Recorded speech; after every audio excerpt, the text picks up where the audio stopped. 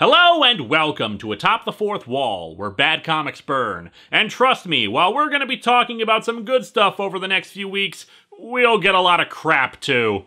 3 years ago, I went over the history of the Teen Titans, from their inception through my favorite incarnation of the book. It proved pretty damn popular, so I decided to finally follow it up last year with the Retrospective, an overview of the forgotten Rom Space Knight comic that helped create a lot of new mythology in the Marvel Universe. Hell, we're even finally getting a new Rom book from IDW, so we'll see how that plays out. But for the next few weeks, we're going to be looking at someone I've technically already done a tribute for. The Blue Beetle. However, that episode was a long time ago and really was made as a response to the cancellation of Jaime Reyes' solo series back in 2009. I miss being that thin. It was also an episode that was only 15 minutes long and didn't really cover the full history of the character and his legacy.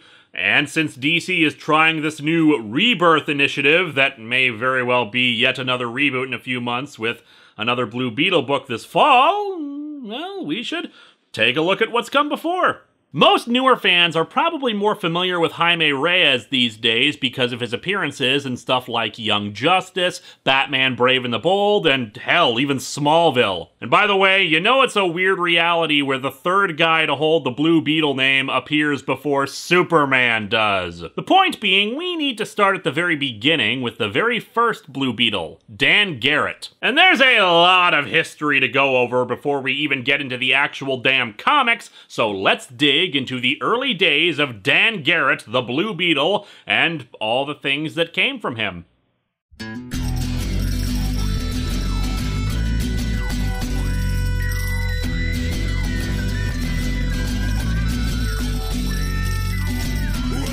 to Atop the Fourth Wall, where bad comics burn. Linkara's gonna teach you all a lesson you won't learn. Brodsky, you're not the smartest. Life out, you're not an artist. Anyone who's had a bad comic published, it could be your turn. Linkara, he's a man punch, wears a birdie hat. Linkara, he has a magic gun. Where'd he purchase that? Linkara, coins, robots, Amazons and trucks. Linkara, this comic sucks. Linkara.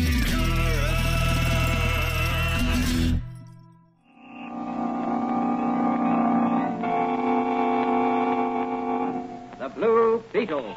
Now, to explain Blue Beetle's beginnings, we need to talk about Victor S. Fox, who created the comic company Fox Feature Syndicate, aka Fox Comics or Fox Publications, in 1939. He was a bit of a huckster and saw the potential for comic books as big business. There are reports of him having worked at DC and saw the sales figures of the books, but there's no documented proof of that. And so started his self-titled syndicate to create books. At the time, while some companies had in-house artists and writers, there were also studios set up to create comics for larger companies on demand, one of which was the studio of Eisner and Iger. That would be comic legends Will Eisner and Jerry Iger, with the former in particular for pioneering the idea of a graphic novel, book-length comics with a continuous story, and trying to expand the medium outside of superhero work. The Eisner Awards, basically the comic equivalent of the Oscars, are named after him. But we're dealing with a younger Eisner right now, even before his work on The Spirit. When Eisner and Iger started out, they had a series of pseudonyms for themselves on the various books they had to create the impression that the studio had more people working at it than actually existed. Later, when they started developing a larger staff, they would keep the pseudonyms on hand to help prevent their staff from getting taken by other studios. But let's get back to Victor Fox's involvement with this. The first book that he wanted the studio to make for their company was Wonder Comics, starring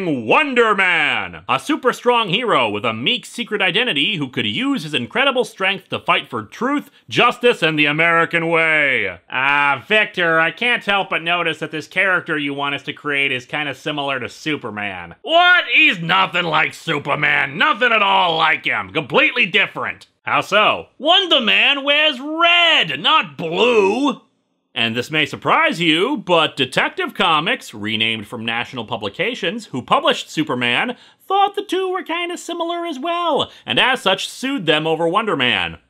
and won. Although the funnier part of this story was that Fox himself had his headquarters in the same building as Detective Comics, and after the lawsuit, anytime the elevator stopped on their floor, he'd spit out the door at them. By all accounts, Fox was a bit of a character in his own right, stomping around the office with a cigar and loudly proclaiming, "I'm the king of comics! I'm the king of comics!" Which is especially hilarious because he did this once in front of Jack Kirby, who became a staff creator for Fox for a time. Yes, Jack the King Kirby. Which, if we go by this royalty theme, makes the joke I once made about Frank Miller being a court jester even more on target. But anywho, Victor Fox was not done trying to rip off other characters, which brings us to the Blue Beetle. The Green Hornet was enjoying quite a bit of popularity on the radio at the time, and the very first Blue Beetle comic wears that influence on its sleeve, with Dan Garret sporting what was essentially a business suit, mask, and a fedora just like the Green Hornet.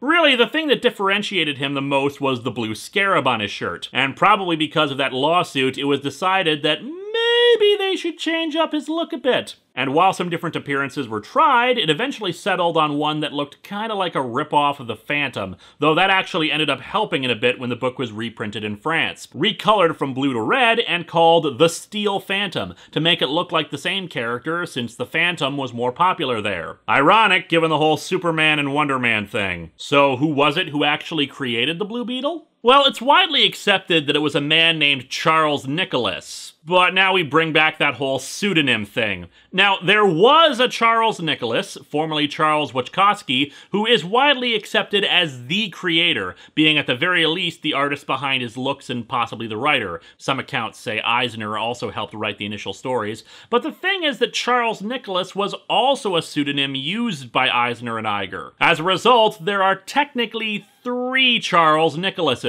The aforementioned Charles Wachkowski, Jack Kirby, who used the name when he did the Blue Beetle newspaper strip, and finally Chuck Kuidera. Kuidera was also an artist at the studio and did some artwork for Blue Beetle's early issues, but the funny thing is that near the end of his life, he claimed that he was the Charles Nicholas who created Blue Beetle. And it's not like he was doing it to try to earn royalties or something. This was freelance work creating characters for other people who owned them outright, so it could have been memory playing tricks on him, or maybe it's the truth, or maybe he was just being a blowhard. Who knows? Back to Victor Fox, literally spitting at the competition wasn't enough for him. He was pissed and he set out to destroy Detective Comics for what had happened. Oh, Superman's getting his own self-titled comic? Screw you! We're launching Blue Beetle's self-titled comic. Oh, Superman's getting a radio show? Cram it! Here's Blue Beetle's radio show! Part of the problem was Victor Fox's tendency, as you may have noticed, to rip stuff off. Aside from the occasional plot points and ideas lifted from other heroes and pulp stories and radio shows and the like, Fox had other business interests where he tried to compete in areas that, of course, never really took off. For instance, while Coca-Cola and Pepsi were competing in the early 40s and trying to stay afloat due to sugar rationing, Fox unveiled his latest creation,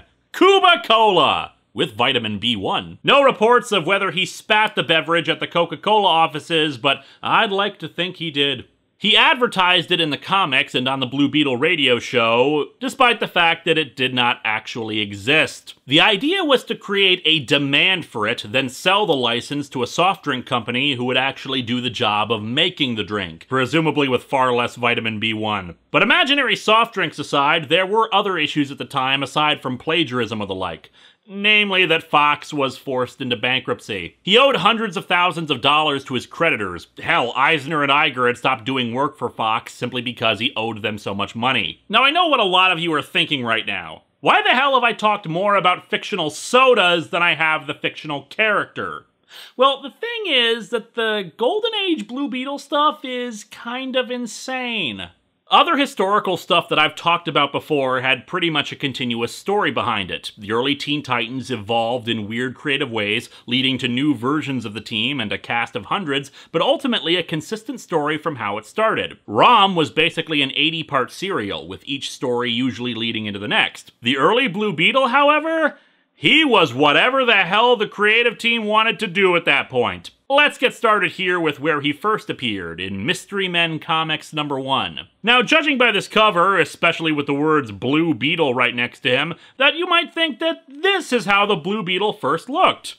Oh, no. That's another character, the Green Mask. What, can't you tell by the complete lack of green in his costume? And yeah, in the actual book his mask is green, but you could sooner call this guy the Orange Avenger. At least he's got orange on his belt. Anyway, we're immediately introduced to policeman Dan Garret as he's shot at by a random car. Fortunately, he spotted it in time to avoid serious injury, but the car also threw out a guy, specifically a banker who had previously been kidnapped. Dan Garret approaches the man. It was the Whiteface Gang. Damn mimes, they're getting more and more aggressive. They later ditched the car, so Dan was able to trace some information he found on it to a garage. A light flickers for several minutes and then dies out. A figure emerges and drives away in a high-powered car. Nothing can go wrong when I'm fighting crime in my Pinto. It seems it wasn't just the banker held hostage, but his daughter and secretary were taken. Not sure why they felt the need to shove him out of a car while firing on a police officer, but hey, I'm not a criminal who kidnaps bankers to get safe combinations. However, one of the criminals notices an object on a table. Ugh, a Blue Beetle! I think it's a shiny! And thus enters our hero. Look, the Blue Beetle! Ha ha ha ha ha! Your costume is ridiculous! As I pointed out before, here is the most un-Blue Beetle looking outfit of any of them. Admittedly, with a legacy character, I'm not against differences in costumes, but this one is just so different from the others since it's just regular clothes. Hell, the mask is white. The most blue part aside from the scarab on his chest is his suit coat, which, let's face it, given what happened on the cover, could actually be green. Oh, and the Whiteface Gang? It's more like White Kleenex Gang, since it's just a guy out of the three wearing a handkerchief over his mouth and nose. But hey, why would you want to hide the faces of the twin Grover Clevelands here? Anyway, the Blue Beetle says they don't need to torture anyone for the combination. He knows it and will give it to them for a 40% cut. They agree and tell him to come with them in case he tries to double-cross them. Left alone for a moment, the Blue Beetle takes out a small instrument which he invented. Ah, so the Blue Beetle is the inventor of the world's smallest violin. Actually, it is the Blue Beetle wireless phone, which he uses to call the police and warn them of the bank robbery. What? The Blue Beetle? At the National Bank at 12 tonight? But, hey, wait a minute! Oh, sorry about that, I accidentally started an app on this thing. God, I hate this interface. Of course, he had actually given them the wrong combination and manages to beat up one crook before fleeing, allowing the cops to clean up everything, including the reveal that the white mask was actually the banker's secretary. I would have got away with it too if it hadn't been for you snooping kids. We also meet Dr. Franz, who runs a drugstore and is his assistant in his crime fighting. The story ends with Dan's partner, Mike Manigan, pointing out that they almost caught the Blue Beetle, so apparently the cops here aren't as fond of vigilantes. Or maybe they just want to give him a hat that actually matches the blue motif. Anyway, the story itself is fine. A quick 4-page introduction with a plot hole here or there that I didn't mention, but nothing too serious. The second issue of Mystery Men Comics reveals his next costume design as he chases after some crooks who stole from an armored car. And what I especially love about this costume is that for all the crap Superman gets for his glasses, here's a police officer, Dan Garret, without even the illusion of something covering his face. Oh no, this outfit has specifically cut a big face-shaped hole in it for the whole world to see. Still, it's closer to his most well-known outfit in that it is meant to be a big blue chainmail thing. The scarab has now evolved into a huge bug going horizontally across his chest, and for some reason he has antennae. Not sure their function. Perhaps to counterbalance his upper body as he bends over to moon his opponents. Also, pointy elf shoes. First I'll stop crime, then I'll go help Santa. In this story, the crooks capture him. A $20 bill gets thrown his way by accident and he gets his hands on it, then hops over to a window, since they left him alone in a room instead of shooting him in his very shootable face. He slips the bill under the slightly opened window. The Blue Beetle, paying people to come rescue him. A newsboy finds the money and, since newsboys clearly are in no need of additional cash, does the most sensible thing. Gives it to the cops. Because, you know, the cops are really gonna drop everything to work on some random $20 somebody finds. Or maybe they will, since they can't identify the Blue Beetle even when he isn't wearing a mask. Fortunately, the bill was marked, so they know it was part of the robbery, and thus they know where to find the crooks. Well, general vicinity of where at least, but you get the idea. After the crooks are detained and the Beetle escapes, we learn what became of Tim the newspaper boy. Gosh, he's wonderful! You should have seen what he did to that crook! And he gave me all this money! With this stolen money, I'll finally be able to make that musical about newsboys that I know the world will embrace. Issue 3 of Mystery Men Comics. Oh dear Lord, Green Mask, that twist. That is Escher Girls material right there. I miss the days when we were equal opportunity in putting both men and women in contortionist posing. Anyway, in the 3rd issue, the costume has changed again, but it's definitely coming together now. In addition to actually having a mask, a tiny one admittedly, but it's still a mask, he's added a yellow belt. The antennae are still there, presumably because he gets really good reception on them. At issue 4, though, not only are the antennae gone, but so is the Beetle emblem on his chest. Instead, he's got a belt buckle with the Beetle on it, which I gotta say looks a lot better. He looks more like an armored insect, or at the very least, not as overly busy in his superhero attire. Also, the plot of this one clearly shows what happens after Tim the newspaper boy gains power. There's a protection insurance racket against newsboys. Issue 5 doesn't really change up the costume itself, but it does show that the belt buckle serves a practical purpose. It has a compartment full of master keys he can use to escape locked rooms. Only one compartment on his belt?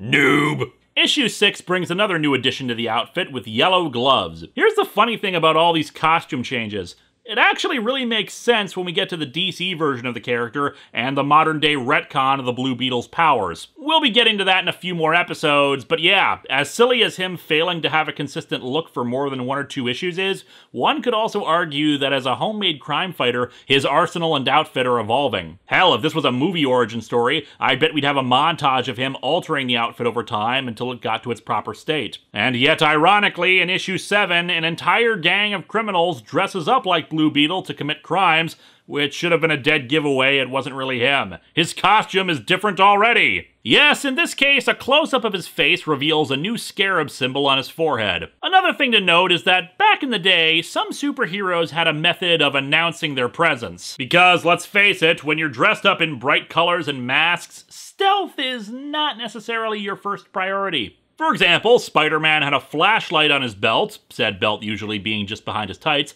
to shine a bright red light on criminals. In old Batman serials, while the bat signal was used a few times to summon Batman by Commissioner Gordon, Batman also had a palm-sized version that he used to shine in the windows of criminals. Because being a superstitious and cowardly lot, I guess means them being spooked by a guy standing just outside a window shining a light in?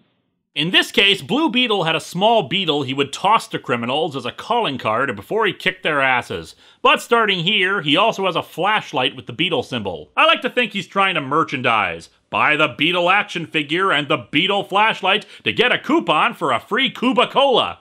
While the main story of issue 8 doesn't feature any new change to the outfit, the cover actually shows the beetle on his forehead being yellow now. Issue 10's cover changes up the forehead beetle again, this time with the beetle inside of a yellow circle instead of just alone there. Also, orange gloves. Also, Fu Manchu apparently. But hey, he does change it up in the story too. Although it's a bit surprising that he can, since he's busy making sure his belt doesn't crush his stomach. Good lord, man! That is not an acceptable weight loss technique! But this issue does reveal a new superpower for the Blue Beetle.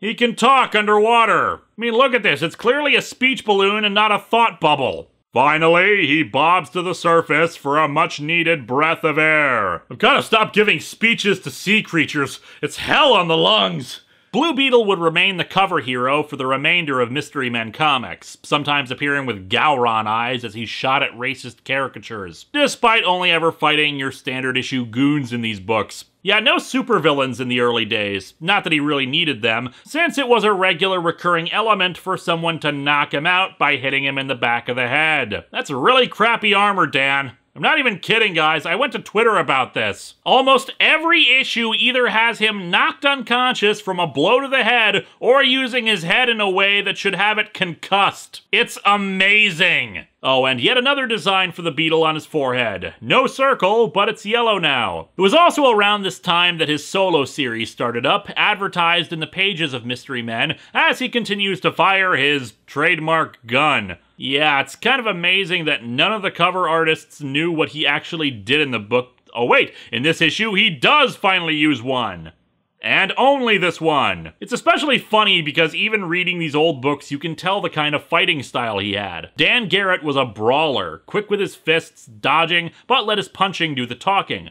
Except when he was underwater. Yeah, that wasn't a one-time thing. In issue 13, his car gets trapped underwater, and he's still talking. Issue 14's cover debuted the look that he would later sport, though not in the book itself, namely the red gloves, but hey, at least at this point it was consistent, just little things here and there flip-flopping. And really, you shouldn't sweat the little inconsistencies.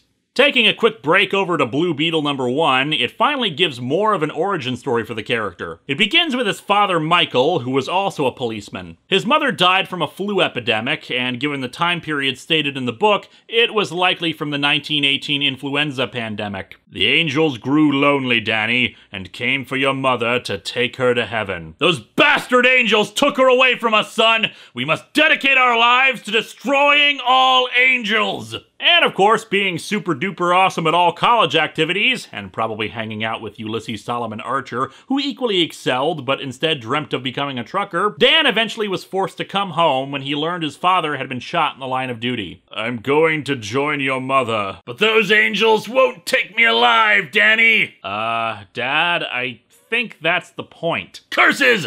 Those nefarious angels think of everything! Swearing vengeance on the crooks who killed his father, and joining forces with his father's former partner, the previously mentioned Mike Manigan. So wait, it was Mike and Mike who were partners on the force? A reporter apparently knows who's responsible, a gangster named Chick Alonzo. However, in a kind of interesting twist for comics of this era, instead of revealing that info, she's blackmailing Chick for money. However, she's keeping the names of the criminals in a safety deposit box, one that's apparently publicly known, since Dan, dressed up as the Blue Beetle already, sneaks in and gets the list. Going after Chuck, he interrupts the criminals as they're about to murder her over the blackmail. He manages to get Chick, delivering him to the police. Listen to this! This is my first blow against crime. I shall not rest until gangdom is wiped out. Then there's a bit right here that says, Opa Gangdom Style, and a few self-written in ha-ha-ha's.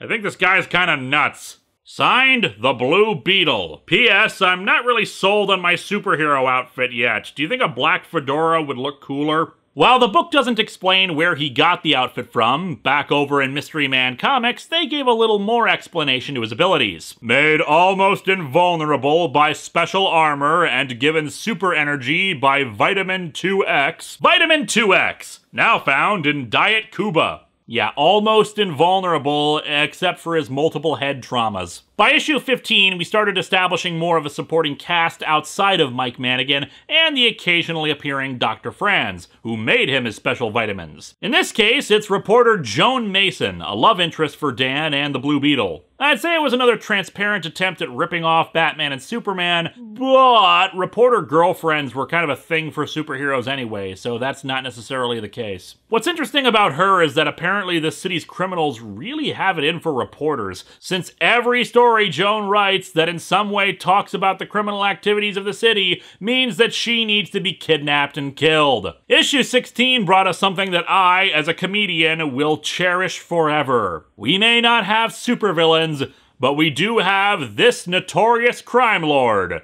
Big dicks. I just don't get where Frederick Wortham got his theories about comics and sexuality from. He also sells faulty playground equipment that collapses under the weight of children, or possibly explodes based on this panel. That results in the death of children. Truly, he has lived up to his name of Big Dicks. Such activity demands action from the Blue Beetle. Big Dicks must be brought to justice! There are days when I really love my job. So you see, I must get big dicks. Yeah, I'm pretty sure at this point they knew what they were doing. Sometimes you watch my feet instead of my hands, big dicks. The only way this could have been any more perfect was if there was a newspaper article in the end talking about big dicks pulling a boner. Supervillains do eventually start appearing in the book, but really they feel inconsequential when we see their goons more than them. The first is a crook named the Sphinx, who dresses up in a big metal suit for no reason. He just does it near the end. How fitting that his first supervillain should be representing the worst evil known to the modern world. Ancient Egypt!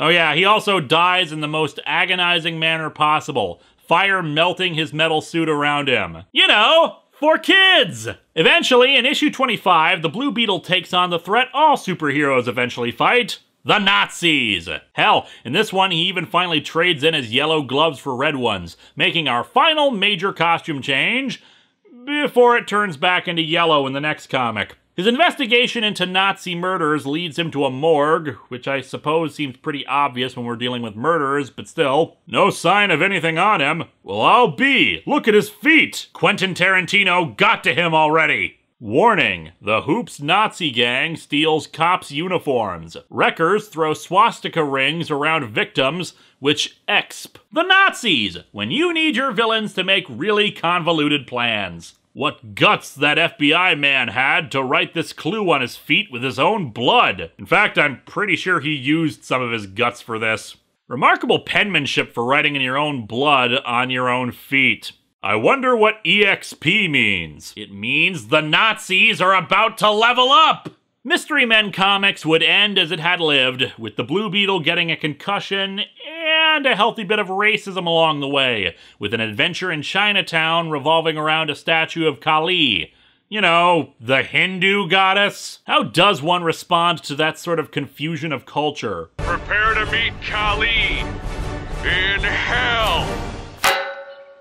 But that still leaves 2 series left, the main Blue Beetle one, as well as a series called Big 3. Big 3 was probably another example of Victor Fox desperately trying to rip off DC. In this case, the World's Fair comics that had Batman, Superman, and Robin together on the covers of books. So here it was promoting 3 of Fox's heroes: Blue Beetle, Samson, and the Flame. The 3 don't actually cross over with one another, it's just another anthology like Mystery Men. Of those ones, the only thing of note is from issue 3, which features work from yet another legendary creator, Robert Kaniger, and apologies about the pronunciation, I couldn't find any specific guide to his name, who would go on to create Barry Allen, the Silver Age Flash. The editor at Fox Comics, a man named W.W. Scott, was the one to hire him when he was looking for new creators. He said to Kaniger in the interview, "Tell me a story." Kaniger responded, "A skeleton is driving an open convertible from Times Square. Not someone in a costume, but a real skeleton, and people are running in sheer panic." Kaniger was hired on the spot, and that story ended up in Big 3 number 3. So how did said skeleton drive a car? Look, Mike, a magneto coordinator. And if your hands were metal, that would mean something. When it equals the skeleton's wavelength on the black band, wham! Of course! Don't you know anything about science? The regular Blue Beetle comic wasn't really any different from any of the other series being printed, although interestingly enough, Dr. Franz's appearance changed over time, originally being a bald, middle-aged guy, and then changing into an older man with a beard. More laughable, though, is that the introduction of Vitamin 2X happened in the middle of the 5th issue, after several comics had already mentioned it. It gives a man superhuman powers. It allows a man to survive being hit on the head hundreds of times. I'll try it. Tastes sweet. Actually, Dan, that was one of my laxative pills. I noticed the good doctor doesn't actually say what sort of superpowers it'll give him. Anyway, the only other notable thing about the series was how Mike Manigan became more and more of a comedic figure in the story, always huffing and puffing about catching the Blue Beetle. The good news is that unlike J. Jonah Jameson, he knew the Beetle was a hero, but he just believed in the law so much that he couldn't tolerate a vigilante. Still, he wasn't stupid about it most times. If there were criminals to catch, he'd prioritize the criminals first. After 11 issues, Blue Beetle ended, as well as Fox Comics. Fox disappeared for a few years, and rumor has it he enlisted in the army for World War II. But Fox has not left our story yet. nor has Dan Garret. See, one of his creditors was his printer in Holyoke, Massachusetts. To try to recoup some of the money they had lost during all this, they took over the publishing of Blue Beetle and a few other Fox comics, and only 4 months later, Blue Beetle was back in action. They kept the numbering. Remember, this was in the age when number ones were actually seen as detrimental to sales. And what would they call their new comic company based out of Holyoke, Massachusetts? Holyoke Publishing, of course. Nothing guarantees creative quality like people who couldn't even come up with a proper name for their company. Issues 12 and 13 were apparently inventory stories, leftover completed material that had been made before Fox Comics folded, and it shows in particular in one story where Dr. Franz suddenly takes on a third appearance, missing the beard, but has hair and tiny glasses. However, things suddenly get a lot more interesting in issue 14. Introducing Sparky, the Blue Beetle's sensational assistant. He does light typing and filing for the Blue Beetle. Now here's the really funny part. An interior page informs us that, despite the fact they've got him on the cover and are advertising his introduction here, the story where he's introduced wasn't ready for this issue. I don't know how comics were ordered, solicited, and distributed back in the 40s, but one would think you wouldn't slap a cover with him on it if he wasn't in the book. Fortunately, though, the page does tell us all about him. In reality, Sparky is none other than Sparkington J. Northrup. Remember, everybody, this kid's parents looked at their newborn child and said, "Yeah, let's name him Sparkington." An American orphan boy adopted by Lord Wellington Northrup of Suppleshire, England. Even with as snooty and dopey a connection like that, I still don't buy that his name is Sparkington. Sparky is a 100% likable American boy, and yet he dresses like this. But in his everyday clothes, people think he is a sissy because of his elegant appearance and precise manner of speaking. Really, it's his everyday clothes that get people to call him names, and not the fact that he looks almost exactly like one of the ambiguously gay duo. I'm sure sissy in this context is referring to being cowardly or lacking masculinity. See, here's the thing about his everyday clothes, though.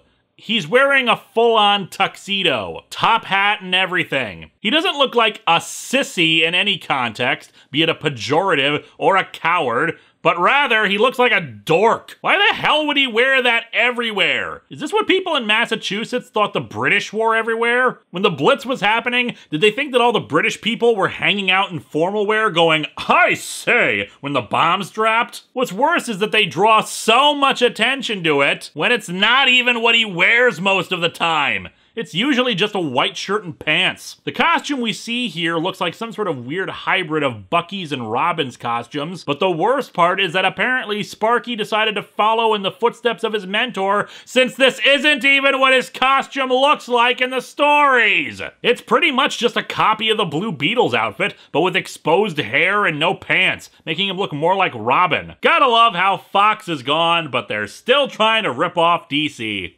Oh, but of course we also need a bit of incompetence on display. The first story of issue 15 features Sparky as if he's already been a part of Dan Garrett's life for a bit with no idea where the hell he came from. But the second Blue Beetle story is his backstory. And it's not like it's a flashback or something, it really feels like the stories are just out of order. Anyway, Lord Northrup was apparently a powerful man in England, and they suspect that the Axis will try to use Sparkington to get at him. They're visiting America, where Dan and Mike are assigned to guard the two. Oh, but don't think the change in company has reduced the amount of times the Blue Beetle gets his head knocked in. In fact, it seems to increase now that Nazis are more involved with everything. During a scuffle, Sparky sees the Blue Beetle without his mask on, and thus realizes who he is. "Sparkington, you've got to help me keep this a secret." "Under one condition, you let me dress like you and be your helper." "A few days in America, and already you've learned the shakedown racket." "Righto! Now give me your money, governor." And dear lord, this is some ugly artwork on Sparkington. He looks like a 40-year-old man in these early panels, but in the last one, he just has a really punchable face with that grin. It takes all of 5 minutes for Sparky to suddenly have a costume ready, making me wonder if Dr. Franz also gave him some drugs, vitamins. Now, Sparkington is apparently staying on his own in the city because it's safer for him in America than England, what with, the war, but apparently nobody notices that there's a new blonde kid in town named Sparkington, and the Blue Beetle just happens to have a blonde-haired sidekick named Sparky. There's suspension of disbelief in some things, and then there's just being a moron. And then there are the writers being morons, because in issue 18, he suddenly starts being referred to as Spunky, which is in fact an even worse name for a superhero. It's not helped that, more often than not, the artwork for these issues is just atrocious. Proportions are often off, Sparkington doesn't look like a kid, backgrounds seem incomplete, and colors ran a lot, character models are consistently off. Although in the case of Mike Mannigan, his character model was always inconsistent. His mustache was too small or too big, he himself was too small or too big, you get the idea. My other guess about the Sparky to Spunky thing was because the book also included a series called Spark Stevens, and they didn't want to have two characters named Spark in the same book, even if they're from different stories. Although that just brings us back to the fact that they named a character Sparkington! The stories themselves weren't too different overall, just more Nazis and a bit more colorful characters. Some more overt supervillains in weird costumes, others just kind of grotesque monsters. Hell, there's one story where they get sent 200 years into the future for a day, and apparently World War II ended with the world destroyed, I guess. Well, I say World War II, they don't say, just that New York hasn't existed for 200 years since a war destroyed it, and the story takes place in 2142, so there you go. What's funny about that, then, is that it's technically a standard beat the Nazi story without ever mentioning how great America is or how evil the Nazis are, and not telling us to buy war bonds. It's just if we don't beat the Nazis, we'll live in a future where our one city has the goofy name of Waromont. Issue 22 finds ourselves with a changed status quo, in a decision that apparently happened off-panel. Dan Garret, now with 2 T's in his name, because poor literacy is for Nazi scum. A rookie policeman, who is in reality the famous Blue Beetle, quits the police force and joins up with the U.S. Intelligence Department. See, but now I expect Mike Mannigan to follow him to the Intelligence Department to arrest him, even though he's government-sanctioned. He leaves on an important mission, and things begin to pop up in Naziland. Naziland was always my least favorite Disney World attraction. But yeah, this change happens in one tiny little panel at the bottom where Mike is shocked that he's quitting. And Dan is just like, yep, join up with US Intelligence, bye! We don't even see the reaction of Spunky Von Sparky Pants to this. But the thing is that this story, it is the most awesomely shocking thing ever. Dan is sent into Germany itself to, well, presumably assassinate Hitler, it's not clear. And he sneaks into Hitler's house and, well, behold, as the Blue Beetle watches, an amazing transformation takes place. Hitler's skin turns a glowing red. The horns of the devil appear on the brow of his hated head. That's right, people. Hitler is literally the devil. So basically, one more day is Hitler's fault? In Superman at Earth's End, did they make twin clones of Satan? And yet my biggest question is this. When he transforms, why does his uniform change into a robe?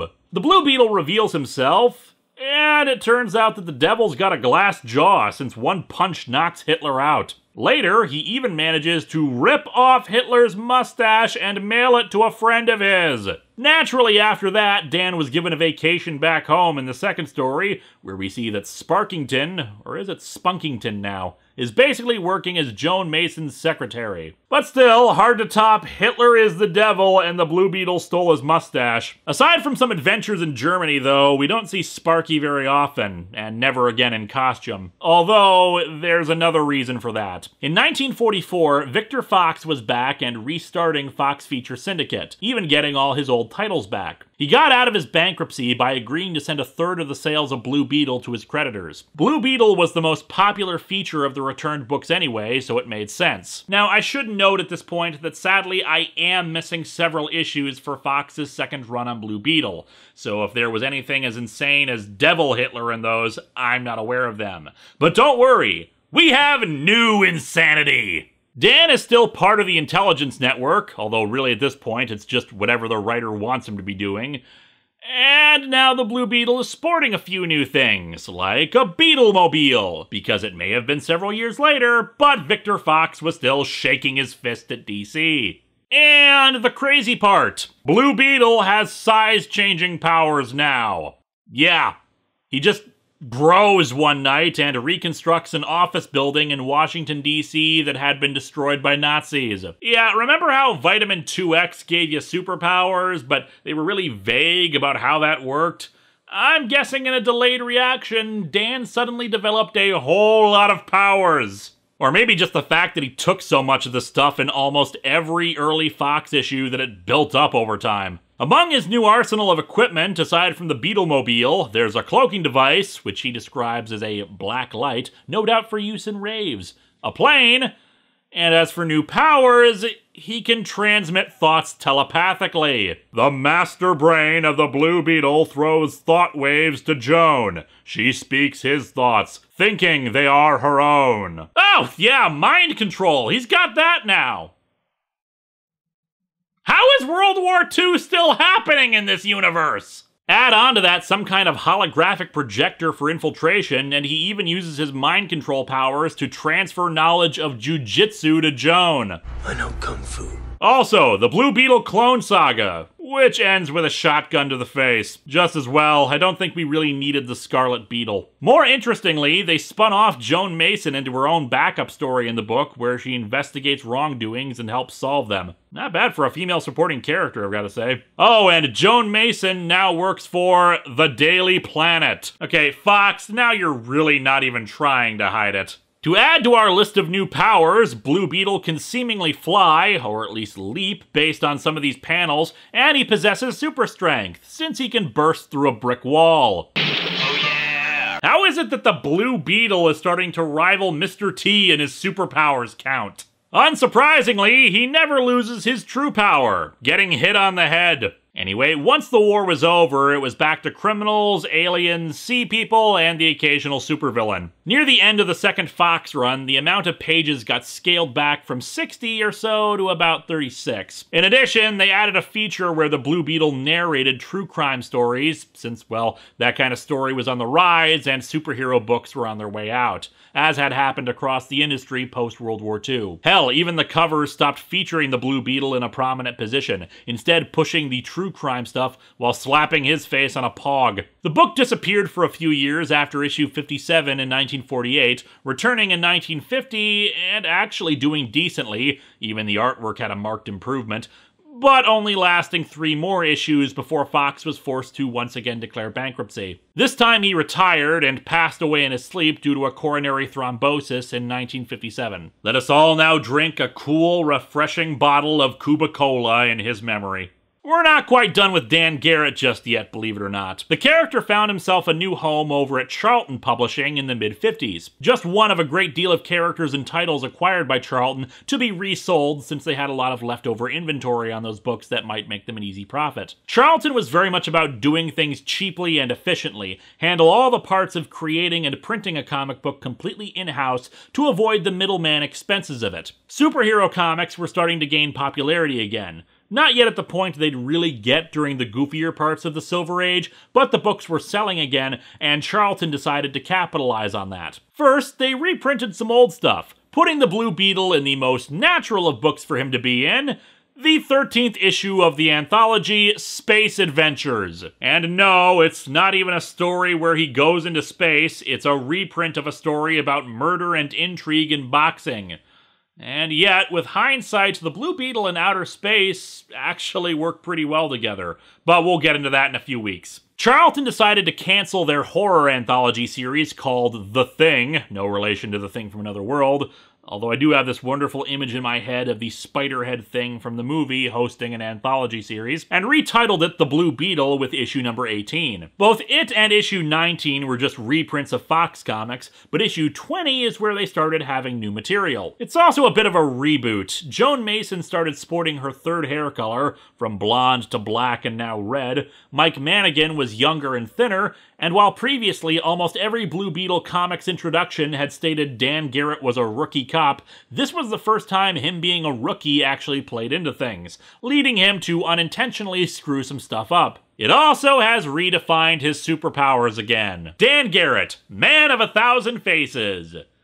Because nobody can decide who the hell he is. He had X-ray vision, super strength, flight, super breath, and I'm sure if he had lasted long enough he would have had heat vision and wall repair powers. Because even Charlton respected the tradition with Blue Beetle to rip off Superman. And don't forget the tradition of inconsistencies either. By the end of the 3 new issues of material, it was now Dan Garret who was a redhead, while Joan had dyed her hair back to blonde. Interestingly, the Blue Beetle was still working with Central Intelligence, despite no war, and his civilian identity being a screw-up. Blue Beetle stayed dormant until 1964. By this point, the Silver Age was in full swing, and superhero books were way back in vogue. While the first Charlton Blue Beetle comics were okay, they didn't really relaunch the character in a significant manner. Dick Giordano, yet another legendary creator to work on the Blue Beetle, was now the head editor and envisioned what was later called the Action Hero line, so named to distinguish them from other Charlton lines like the Fightin' line, which was war stories, or their horror books. Blue Beetle was dusted off, and my earlier joke about the 2 T's in Dan Garrett's name now became a reality, possibly to trademark the character,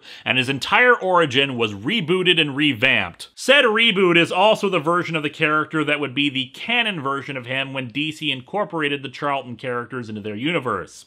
So thank you for waiting this friggin' long for me to get to the damn point of all this. Because Charlton was the land where comic book numbering went to die, we had 5 issues of this new version, and then we skipped to issue 50, since Blue Beetle took over the numbering of a different book, Unusual Tales. Which is appropriate, considering the opening story for the rebooted Blue Beetle was The Giant Mummy Who Was Not Dead. Dan Garret is no longer a police officer, but a pipe-smoking archaeologist invited to explore the tombs of an evil pharaoh called Ka-F Re by a hot Egyptian woman, who apparently was cast in her role by Alex Proyas. Also, an evil curse on a place from ancient Egypt.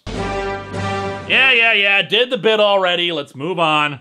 In the tomb, the 2 discover a blue scarab on Ka-F Re's tomb, and Dan is immediately given a vision of a pharaoh commanding him to use the Blue Beetle's powers from that scarab to battle evil. I should also note we have yet another costume redesign, although not too significant. A red stripe on the head, and his mask is now a pair of red goggles. Or sunglasses by the look of it. Maybe the Blue Beetle was Cyclops the whole time. Anyway, by yelling out the phrase Kaji Da, Dan Garret transforms into the Blue Beetle. The scarab grants enhanced strength, flight, and the ability to shoot energy beams from his hands. Also heat vision, but considering he uses it to seal away the giant mummy, who was not dead, I'm calling it wall repair vision. Unfortunately, despite the fact that his Egyptian girlfriend, Lurie, is fully aware of his secret identity and totally wants to see if he shares something with a certain crime lord we've mentioned before, he says his mission of fighting evil has to come first. Hey Dan, I think a more appropriate superhero name for you is Moron Man.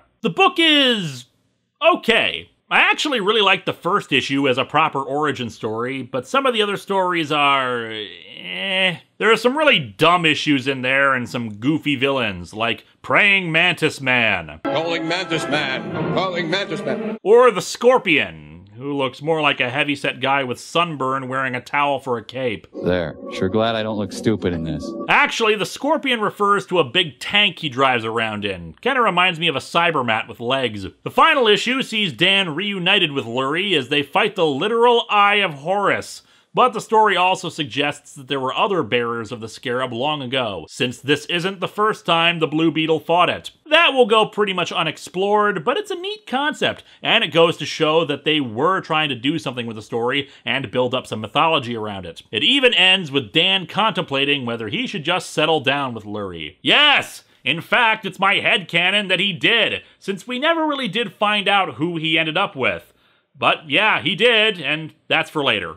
Unfortunately, this is the end of the strictly Dan Garret Blue Beetle stuff. It's been an interesting journey, and it's technically not over yet. But in terms of books strictly about him, this is the turning point. The Charlton versions may have been considered Silver Age creations, but the true Silver Age version of the character is still before us. So what was the ultimate fate of Dan Garret? Well, come back next week as we continue blue skying with the second Blue Beetle, Ted Kord. Hello and welcome to Atop the Fourth Wall, where bad comics burn. Our retrospective of the Blue Beetle continues as we dive headfirst into the Silver Age reinvention of the character. So to talk about the next hero to bear the name, we need to talk about Steve Ditko. Ditko had actually worked at Charlton in the mid-50s, his first work for them being the cover of issue 12 of a comic I mentioned last time, The Thing, which in retrospect is a really weird name for an anthology which does not feature a single creature across all the stories referred to as said thing.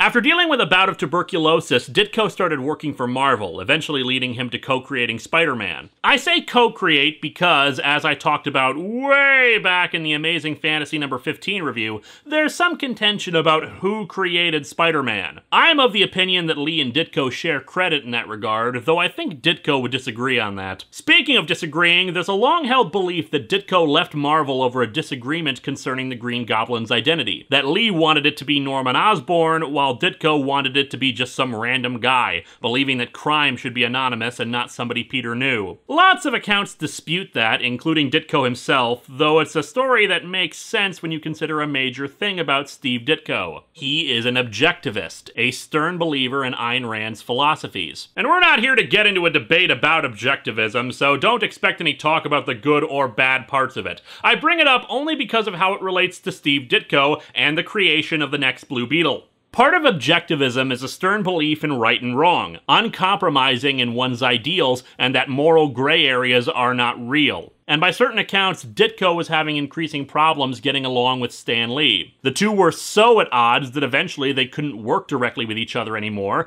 and if the Green Goblin story were true, it would be the final nail in the coffin for him to promote an idea that Ditko didn't believe in. Ditko did plenty of work for Marvel, and even if he didn't want to work on Spider-Man anymore, he could have done more work for the company, but instead decided to go back to Charlton, where he was given a lot more creative freedom despite the lower pay. As I mentioned last time, Dick Giordano was now interested in creating the action hero line. The Dan Garret Blue Beetle had failed the two previous times Charlton had tried to bring him up, so it was decided that they needed a reinvention of the character, and Ditko was tapped to create him. And they weren't just going to ignore Dan Garrett's existence either. They decided to create a legacy for him, which was a bit different at the time. Usually, Silver Age reinventions of characters either ignored the previous incarnation of the character or slide a tongue-in-cheek reference to them, like Barry Allen's Flash to Jay Garrick. But a continuation it was, which is where we pick up in 1966. So let's dig into the heroic, the tragic, the funny, and just all-around wonderful life of Ted Kord, the second Blue Beetle.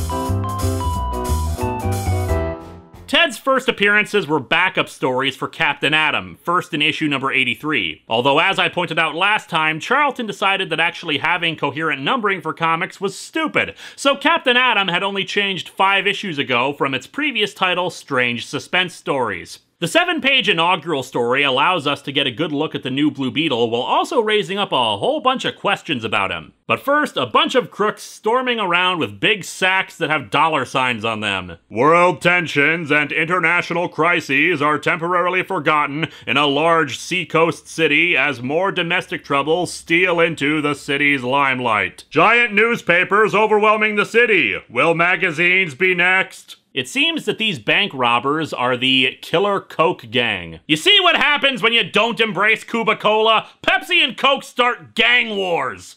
Our first look at the new Blue Beetle is that he is clearly some kind of giant beetle robot. Actually, it's the signature vehicle of the good Mr. Cord, the Bug. Basically, it's a big beetle mech that can fly around despite no visible means of propulsion. It still disappoints me to this day that Blue Beetle never built other vehicles to combine into a Megazord. Hell, the sections are even designed to rotate so he can move through narrower passages between buildings. This thing was made to transform. Atop the awesome vehicle, hypersensitive antennae probe about for sounds in the night. 150 discussions about ship operations. 252 conversations of a personal nature. Our first look at Ted himself is from the back. And what did the antennae pick up? Nuts, wouldn't you know it? Nothing but a bunch of late shows on TV. God, I miss Craig Ferguson.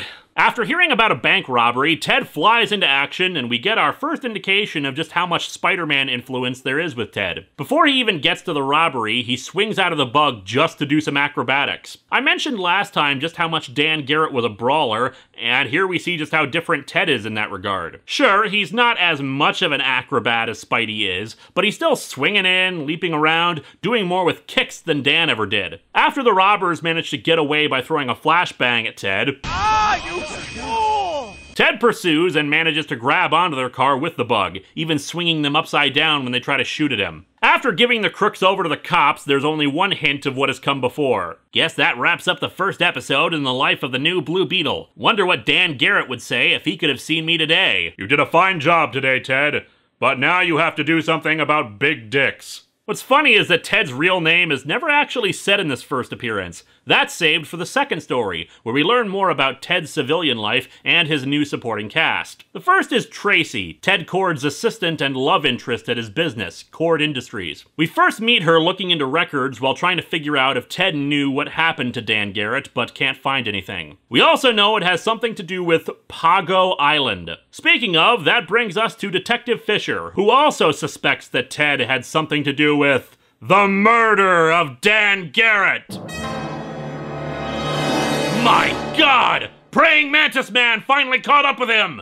Fisher doesn't have any evidence against him, though, and Ted denies any knowledge of who Dan Garret even is. After the 4 backup stories, Ted got his own 5-issue series. It was likely meant to be an ongoing, but unfortunately, sales for the Charlton Action Heroes line never really got that high. There was supposed to be a 6th issue, and it was written and drawn, but when the 5 issues were canceled, it was instead folded into a later 1976 issue of Charlton Portfolio. The problem was that the Action Heroes line had talent and drive and good characters and the like, but Charlton wasn't promoting them in any way. They were just another comic book on the rack, and the line would soon die off after the Blue Beetle was canceled. Remember, Charlton was all about being cheap and efficient. They'll put the books out there, but beyond that, nope. This will become a bit more apparent in a bit, but let's talk about the brief solo series. As a backup feature, we were also introduced to The Question, where Ditko started letting his objectivist side shine a bit more. I actually wrote like an entire page worth of stuff on The Question,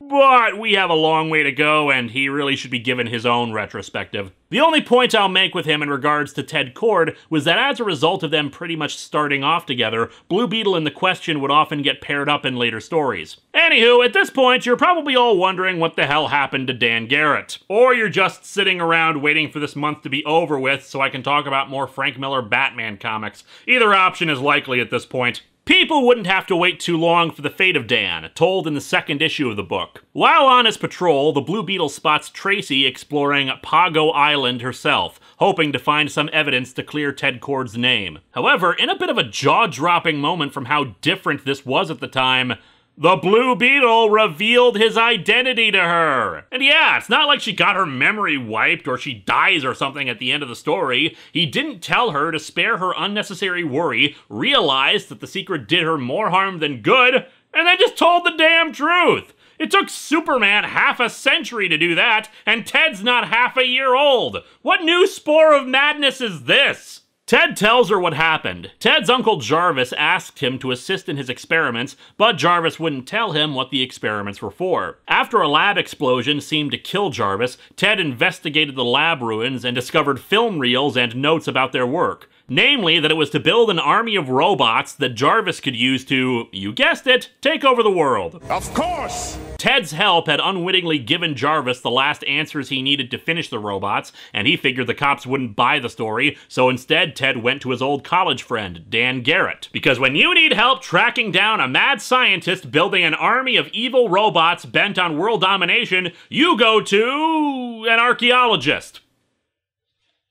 Oh, and we couldn't let Dan get away from us before he had one last chance to be inconsistent. In his previous Charlton series, he was a redhead, but now he's a blonde. Dan wanted to go alone, but Ted insisted on coming along. They were quickly captured by Jarvis, who, after gloating about his nefarious schemes, because let's face it, mad scientists kind of have an inbuilt desire to speechify, ordered his robots to kill the two. Because of the situation, Dan was forced to activate the Scarab and become the Blue Beetle. In the ensuing battle, Jarvis overloaded the robots, and there was some kind of feedback, destroying not only the robots, but seemingly himself in the blast. Unfortunately, the blast was more than Dan could take, and, as you can see here, it even damaged his outfit. Although naturally, a blast that could damage a mystically charged superhero left Ted Kord with just a torn sweater. So the result of his complete immolation is just minor redness and irritation. Yeah.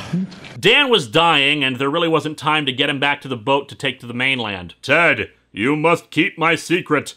Promise me you'll carry on. For the Blue Beetle. You can do it.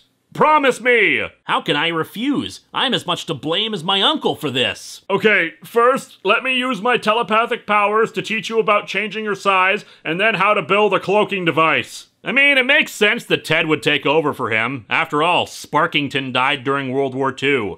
I assume anyway, since that's the last time we ever saw him. Anyway, before Dan could get the Scarab from him, the area collapsed. Well, sort of. See, there's a bit of a continuity hiccup later. This story doesn't explicitly say he didn't get the Scarab from Dan, but when DC redid his origin, it was made clear he didn't get it. Except in his first appearance in the DCU, he did have the Scarab. An issue of Booster Gold tried to fix the continuity snag in that he got it and then lost it, but really, no, it's just a minor continuity error. Anywho, Ted managed to save himself by the skin of his teeth and was recovered by the local authorities who saw the explosion on the island. Since he didn't want to reveal Dan's identity, or just how bizarre this whole thing was, he claimed to have no memory of what happened. We can assume Detective Fisher was able to piece together Ted meeting with Dan and going off to the island from witnesses and the like. Afterwards, Ted used the resources of his father, who was also a scientist who had gone off on some expedition or something, to build the bug and all his Blue Beetle gadgets and materials. Unfortunately, the robots are still active on the island and a fight ensues, forcing Ted to close off all the entrances to Pago Island and ensure no one else can find the robots because of how dangerous they are. And I'm sure super strong, super powerful robots who survived a major explosion and have a desire to kill things after months of being left alone could never find a way out again. Ted Kord, one of the smartest superheroes in comics, everybody. Issue 3 introduced what are probably Ted's signature villains, the Madmen. They're a bit jokier villains, very acrobatic, and for some reason they stuck around for multiple appearances over the course of Ted's life, even appearing in his final story. We never really get any backstory about who they are or where they come from, a name here or there for individual members, but nothing about why they started doing this stuff. Tracy knowing about Ted's identity meant that she could be his confidant, even help him out when Lieutenant Fisher came around to pester Ted some more. However, Ted was officially clear to the matter when a fake Dan Garret started walking around. Long story short, he assumed Dan's identity to gain some clout and steal some relics. Everyone assumed Dan was killed again far away from Ted. I unfortunately couldn't get scans of the Charlton portfolio books, where the final issue of the series was published, but even then, issue 5 feels like a final issue anyway. It concerns Ted taking on a supervillain called Our Man. Long story short, it was Ditko's philosophies coming into play again. In this case, the art world is enamored with a statue of a lumpy guy with a visible heart taken out of him, representing humanity as grotesque, weak, and sucky. Nothing like art projects by 15-year-olds. Ted Kord is more enamored with inspirational artwork and statues, as is Victor Sage, the Question, who is cameoing in the main story outside of his backup feature. It makes me wonder if the intent was to help in setting up a Charlton shared universe. I could do an entire episode on this issue alone, since while it's very flawed, it's one-sided in favor of inspirational artwork versus anything cynical, and implies that liking non-inspirational stuff just makes you jealous, no-good hippies. Or clowns, possibly, with this one in particular covered in white paint. But it raises some interesting philosophical questions, and serves as a very cool character piece on Ted Kord himself. Ted doesn't have the mystical powers of the Scarab on his side, so he has to be better, smarter, and rise above his normal limitations to be the hero that Dan Garret asked him to be. Even if you don't like the source of this stuff, you've got to give it credit that it's actually tying into decent character work, especially since Ted's first story had him asking himself what Dan Garret would think of him. Speaking of, we're not quite done with Charlton's Blue Beetle just yet. After the Action Heroes line died, Charlton chugged along for a few more decades. They may not have focused on superhero stuff, but they still printed material. In 1980, the company premiered a second volume of Charlton Bullseye. The original volume, from 1975, was basically a black and white promotional book about material they had printed, but in 1980, they brought it back as a kind of fan tryout book. Plenty of new artists and writers wanted professional work on a resume, but unfortunately they just weren't considered ready, or they couldn't afford to self-publish. Charlton Bullseye became a way for new talent to get work printed. I know it sounds weird to say this nowadays, but well, they were getting paid in exposure, and this is the rare occasion where that was actually kind of a good thing. Bear in mind, the internet didn't exist back then, and this wasn't about being a freelancer. This was about getting printed work out there. No one was expected to stay doing free work forever, but you could put out your artwork in a book and mail it to an editor at Marvel or DC and say, hey, this is what I can do. After all, a portfolio can only show so much. Honestly, I wouldn't mind seeing this kind of idea done again. Although it's not really as necessary these days, since the internet allows for people to just put their stuff online for anyone to see without that hassle. Anywho, the story isn't anything special, just the Blue Beetle and the Question teaming up to fight against some weird high-tech thief who wants revenge against the Blue Beetle by concocting an overly elaborate revenge scheme involving a giant and stealing the bug. More interestingly, though, is what happened over in AC Comics. See, by 1983, Charlton was pretty much out of business. They licensed out the Charlton characters to AC Comics, another small publisher most famous for the book Femforce, for 1 year. Americomics number 3 featured Ted Kord versus Dan Garret. Oh yeah! Dan Garret beats up Ted, berating him for leaving him to die. Burn that uniform! You haven't the right to wear it! Go back to being an overpaid engineer and leave the superheroics to me! I mean, you obviously see how good I am at being a hero as I assault you without cause, asshole! Ted wants to give up, crestfallen over this, even if he's been the Blue Beetle for years at this point. Tracy smacks him across the face with a clipboard and tells him to snap out of it, that clearly this guy's an imposter. Tracy is tough, intelligent, and a scientist. It baffles me that they didn't keep her around for the DC run.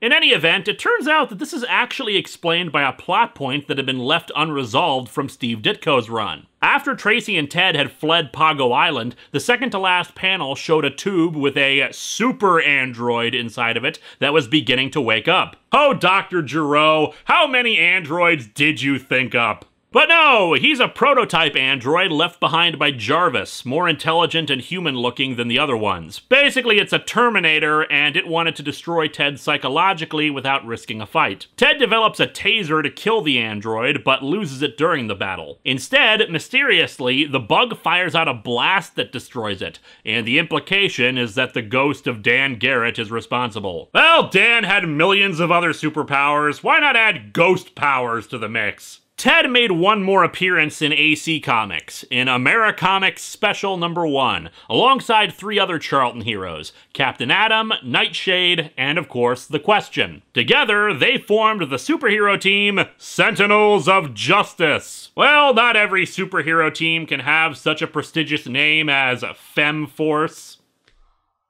Still a better team name than Ravagers, though. Together, the four fought a group of supervillains that included, of course, the Madmen. Also, with his victory over the robot Dan Garret, Ted and Tracy decided to honor his memory by both dyeing their hair blonde to keep things inconsistent. Although apparently in the intervening years, Detective Fisher has made captain and actually has a private line to the Blue Beetle, summoning him for a meeting with the other Sentinels. It's not very good. Not that it's awful, just that everything's much more exaggerated and over the top with proud proclamations about justice, but without anything really grounding their characterizations. They were pretty much all blank slates. Still, it could have worked with more time and development.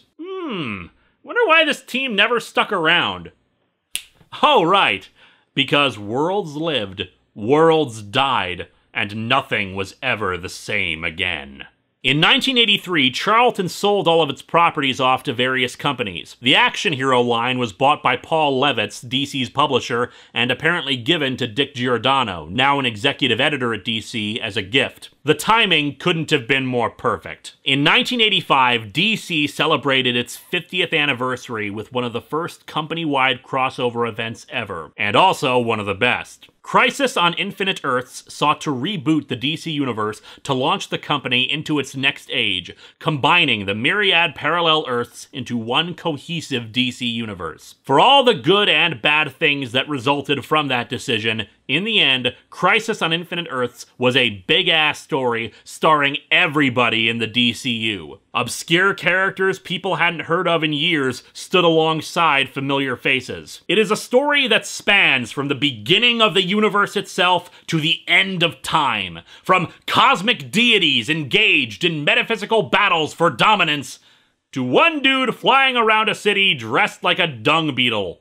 Unfortunately, Ted doesn't do much in it, but I cannot oversell enough how big a deal it is to see Ted here. Crisis on Infinite Earths was one of the first huge major crossover events. They didn't have the same kind of jaded attitude about them that we do now. This was DC's big 50th anniversary event, and right in the first issue, they're pushing a guy they had only recently bought, but had never had a hugely successful run on his own. He was a tiny bug in a big hive, but he was standing alongside Superman and treated as an equal, which is why his treatment later on feels all the more baffling. He appears in the first issue, having apparently been absent for several years, according to some crooks, and then whisked away by the cosmic being known as the Monitor to help oppose his antimatter counterpart, the Anti-Monitor. It's here where we have that continuity hiccup I mentioned earlier concerning the Scarab. While fighting the Anti-Monitor's minions, Shadow Demons, one touched Ted and burned his arm. However, the Shadow Demon explodes, which Ted attributes to the Scarab from Dan Garret.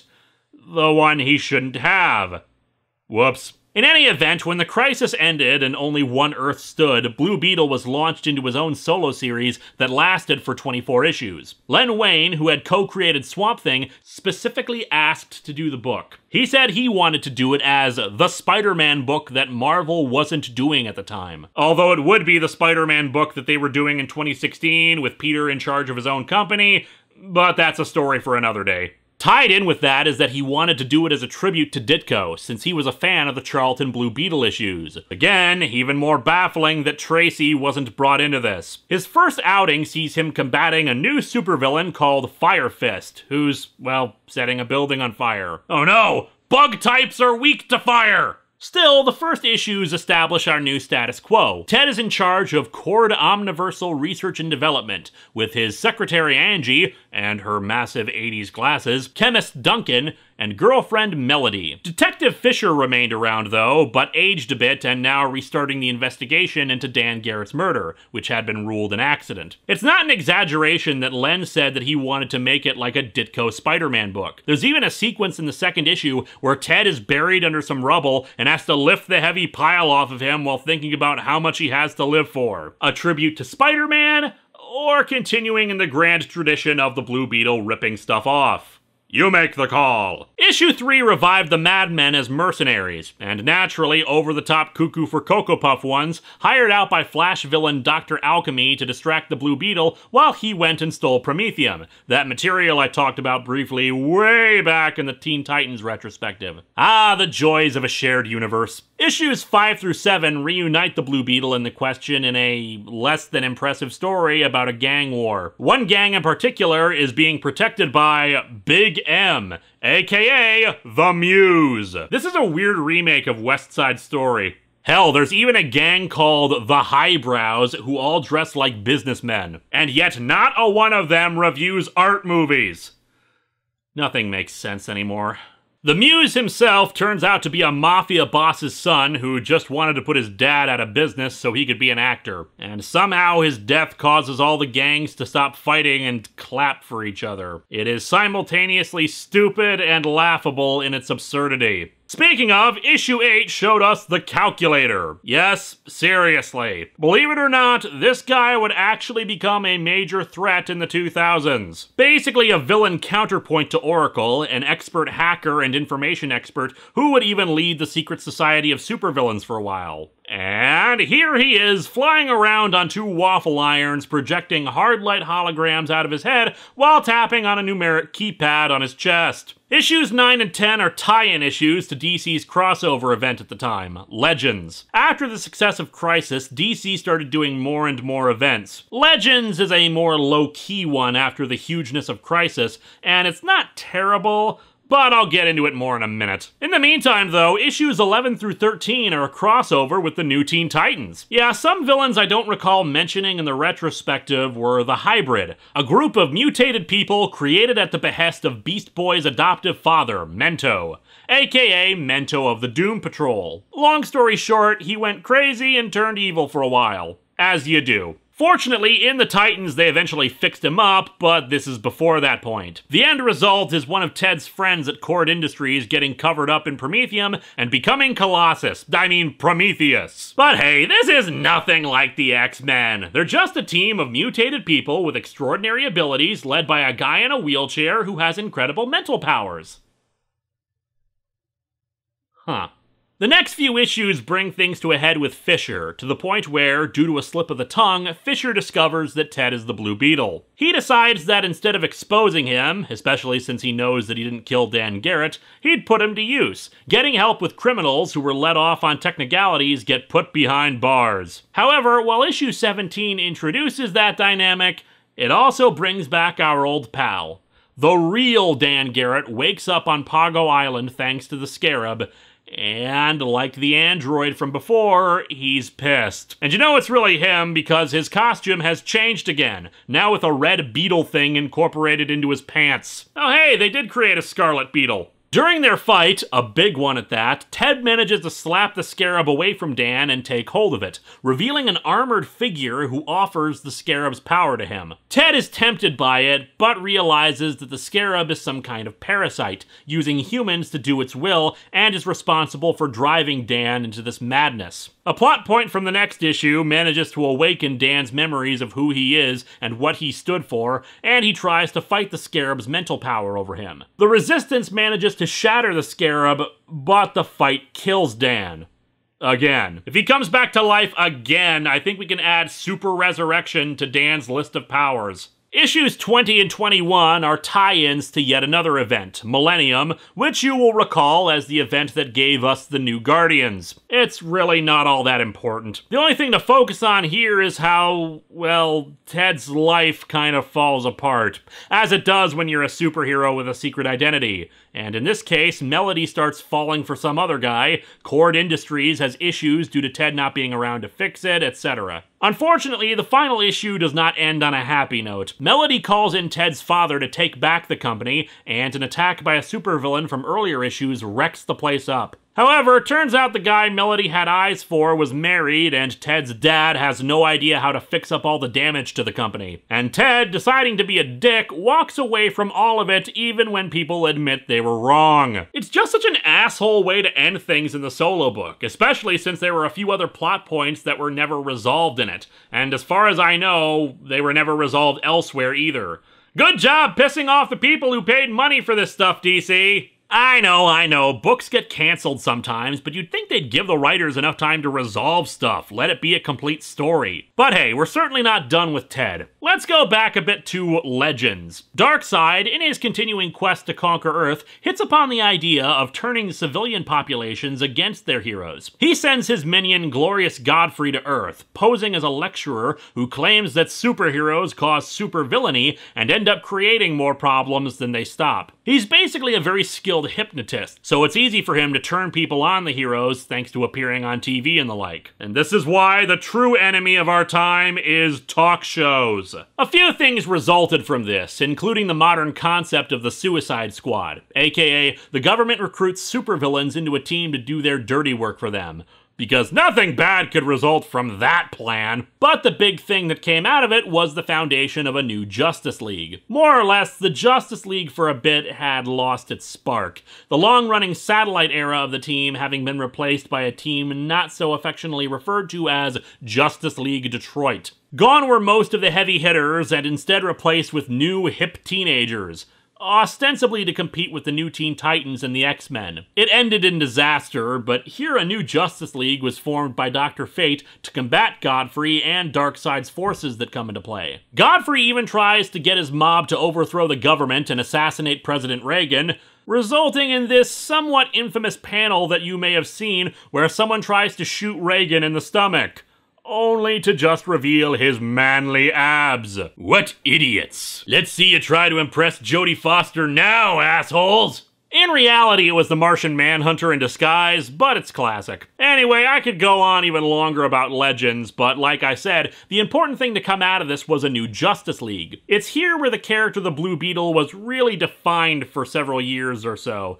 Namely, as comic relief. It was an interpretation of the character that Len Wein hated, thinking that it turned him into a buffoon. Sure, the Blue Beetle wasn't the greatest hero around, but he felt that it was an asshole thing to do to take someone who was respected and turn them into a joke. Still, Keith Giffen and J.M. DeMatteis, who took on this role, thought of him more as a perfect partner to Ted Kord's new best friend, Booster Gold. Booster Gold, protecting his past to ensure your future. Booster Gold, a then-new character created by Dan Jurgens, embodied a superhero for the 80s. Yes, he wanted to help people, but he was perfectly happy to make a buck while he did it. He came from the 25th century, and his equipment was all stuff he had stolen from a superhero museum that he put into a single costume in the hopes of making a new life for himself here. Because nothing says comedy foil as much as loser thief from the future seeking glory and money from people who have been dead for centuries.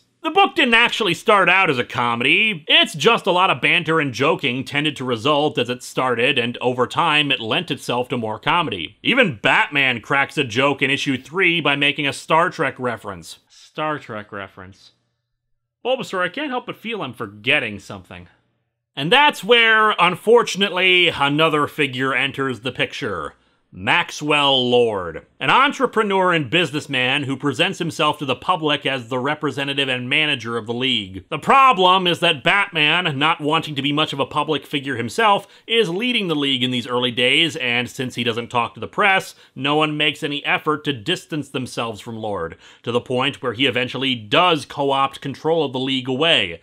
Mostly because he also has some business connections around the world. Said connections allow him to get the Justice League international support from the United Nations, resulting in the creation of not only the Justice League International, but a second Justice League team operating out of Europe. Originally, Max was just a very ambitious man who had stumbled upon a computer database on Earth left by Metron, one of the new gods. And like Darkseid, Metron truly appreciated the power of a comfy chair. The computer had achieved sapience and convinced Max about all the possibilities for power and glory that it could help him achieve, and he bought into it. However, over time, and a near-fatal shooting during that whole Millennium event, Max grew to like humanity and wanted to actually help it. So he destroys the computer, even though the repairing of that near-death shooting was tied into it. In the wake of that, the Martian Manhunter scans his mind and declares him completely trustworthy, even handing over a Justice League signal device to him. Well, isn't that just peachy and wonderful for Maxwell Lord? And I sure hope there isn't some kind of retcon that screws that up.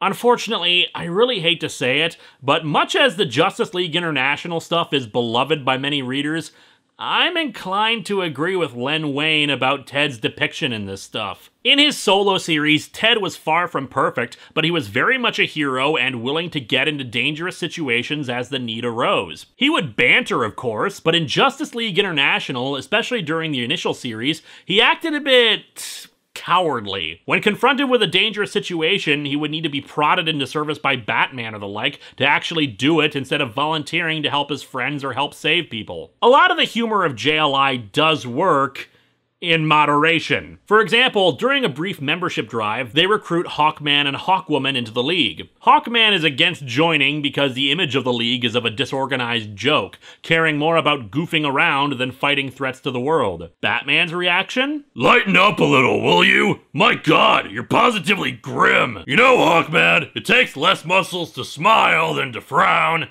Or, of course, the thing that I will never get tired of referencing, the visual gag of Darkseid sitting in a home furniture display and reading Mein Kampf. I don't know why this was chosen for my book club. The editing on this is terrible. But for every great gag like that, you've got serious, life-threatening situations where characters are making pop culture references or preferring to tell jokes instead of, you know, getting on with it! Humor is a way to diffuse tension, yes, but when characters refuse to even admit the tension is going on, it's just annoying and distracting. What's actually even more distracting about these first few years' worth of issues, for all the flack Booster Gold gets for being a money-grubbing sellout, I actually found Ted during all of this to be the one coming up with schemes, not recognizing when his behavior was inappropriate, falling asleep during monitor duty, shrugging off the tragedy of a unique being's suicide, and just generally being an asshat. For example, there's an infamous one that people like to cite where Blue Beetle and Booster Gold set up an island resort and casino on a tropical island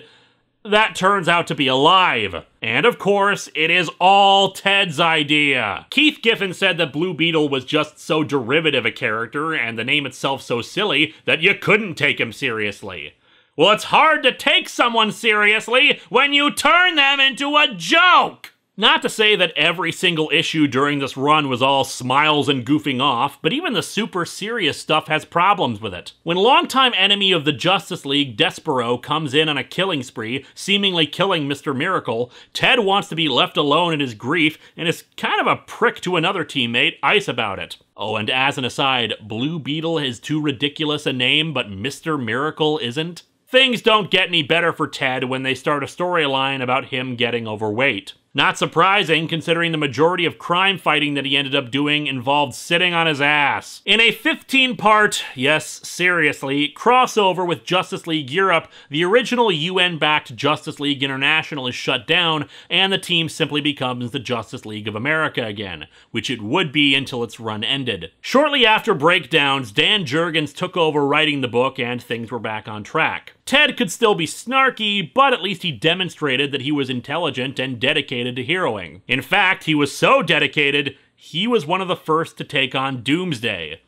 and wound up in a coma for his troubles, while at the same time, Superman was killed. After Dan Jurgens concluded his run, Ted was back in action more for his scientific side, doing more work reinventing not only Booster Gold's suit, but also serving as the team's resident smart person. However, things came to a head after about 90+ issues of the book. Long story short, the previously mentioned Ice was killed in battle. The incident split the League just as Justice League Europe came to an end. Because of the negative media coverage the team was getting, Ted chose to speak out in Ice's defense, and further still, joined Captain Atom's new Justice League team that he was forming. That book was also complete and utter 90s garbage, operating under the title Extreme Justice. And remember, kids, together we can be extreme! To be fair, they did not call themselves Extreme Justice. It was just the awful, awful name of the book. I'd like to say they should have known better. The book came out in 1995 when a lot of the 90s overuse of the phrase was starting to die off.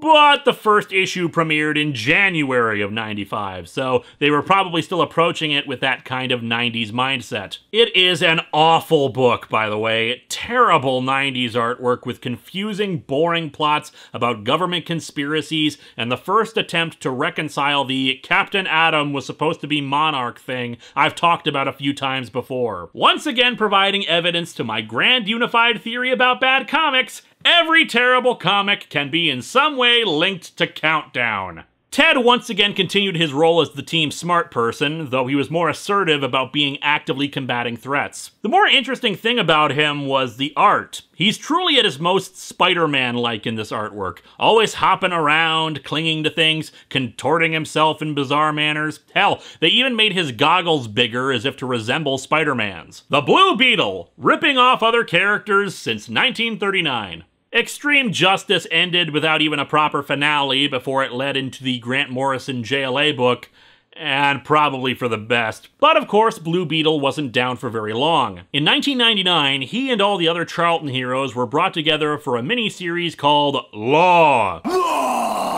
LAW was an acronym for Living Assault Weapons, which was really the only stupid 90s thing about it. Created by Dick Giordano and Bob Layton, another former Charlton staffer, it was an admitted attempt to bring the Blue Beetle back from being, in Layton's own words, a laughable buffoon. To be fair though, as much as I disliked how he was in Justice League International, he had gotten away from that even in Extreme Justice, so I don't think it was really that necessary. The miniseries is nothing to write home about, but it does establish that Ted has been working the last few years on recreating Cord Industries and building up its technology level. It is enjoyable to see another team of competent heroes dealing with a huge problem and not needing to worry about the JLA taking charge. Also, fortunately, they do not refer to themselves as the Sentinels of Justice. Ted also says at the end that he's taking a break from being the Blue Beetle for a while, admitting that his more jokey attitude during the JLI days was a result of the issues related to what happened with Dan Garret, and also just wanting his life back away from superheroing. Ted next joined up as a supporting cast member to Birds of Prey, meeting up with Barbara Gordon, aka Oracle, at a tech conference, and both quickly figure out who the other is. Chuck Dixon, who was writing Birds of Prey and Nightwing at the time,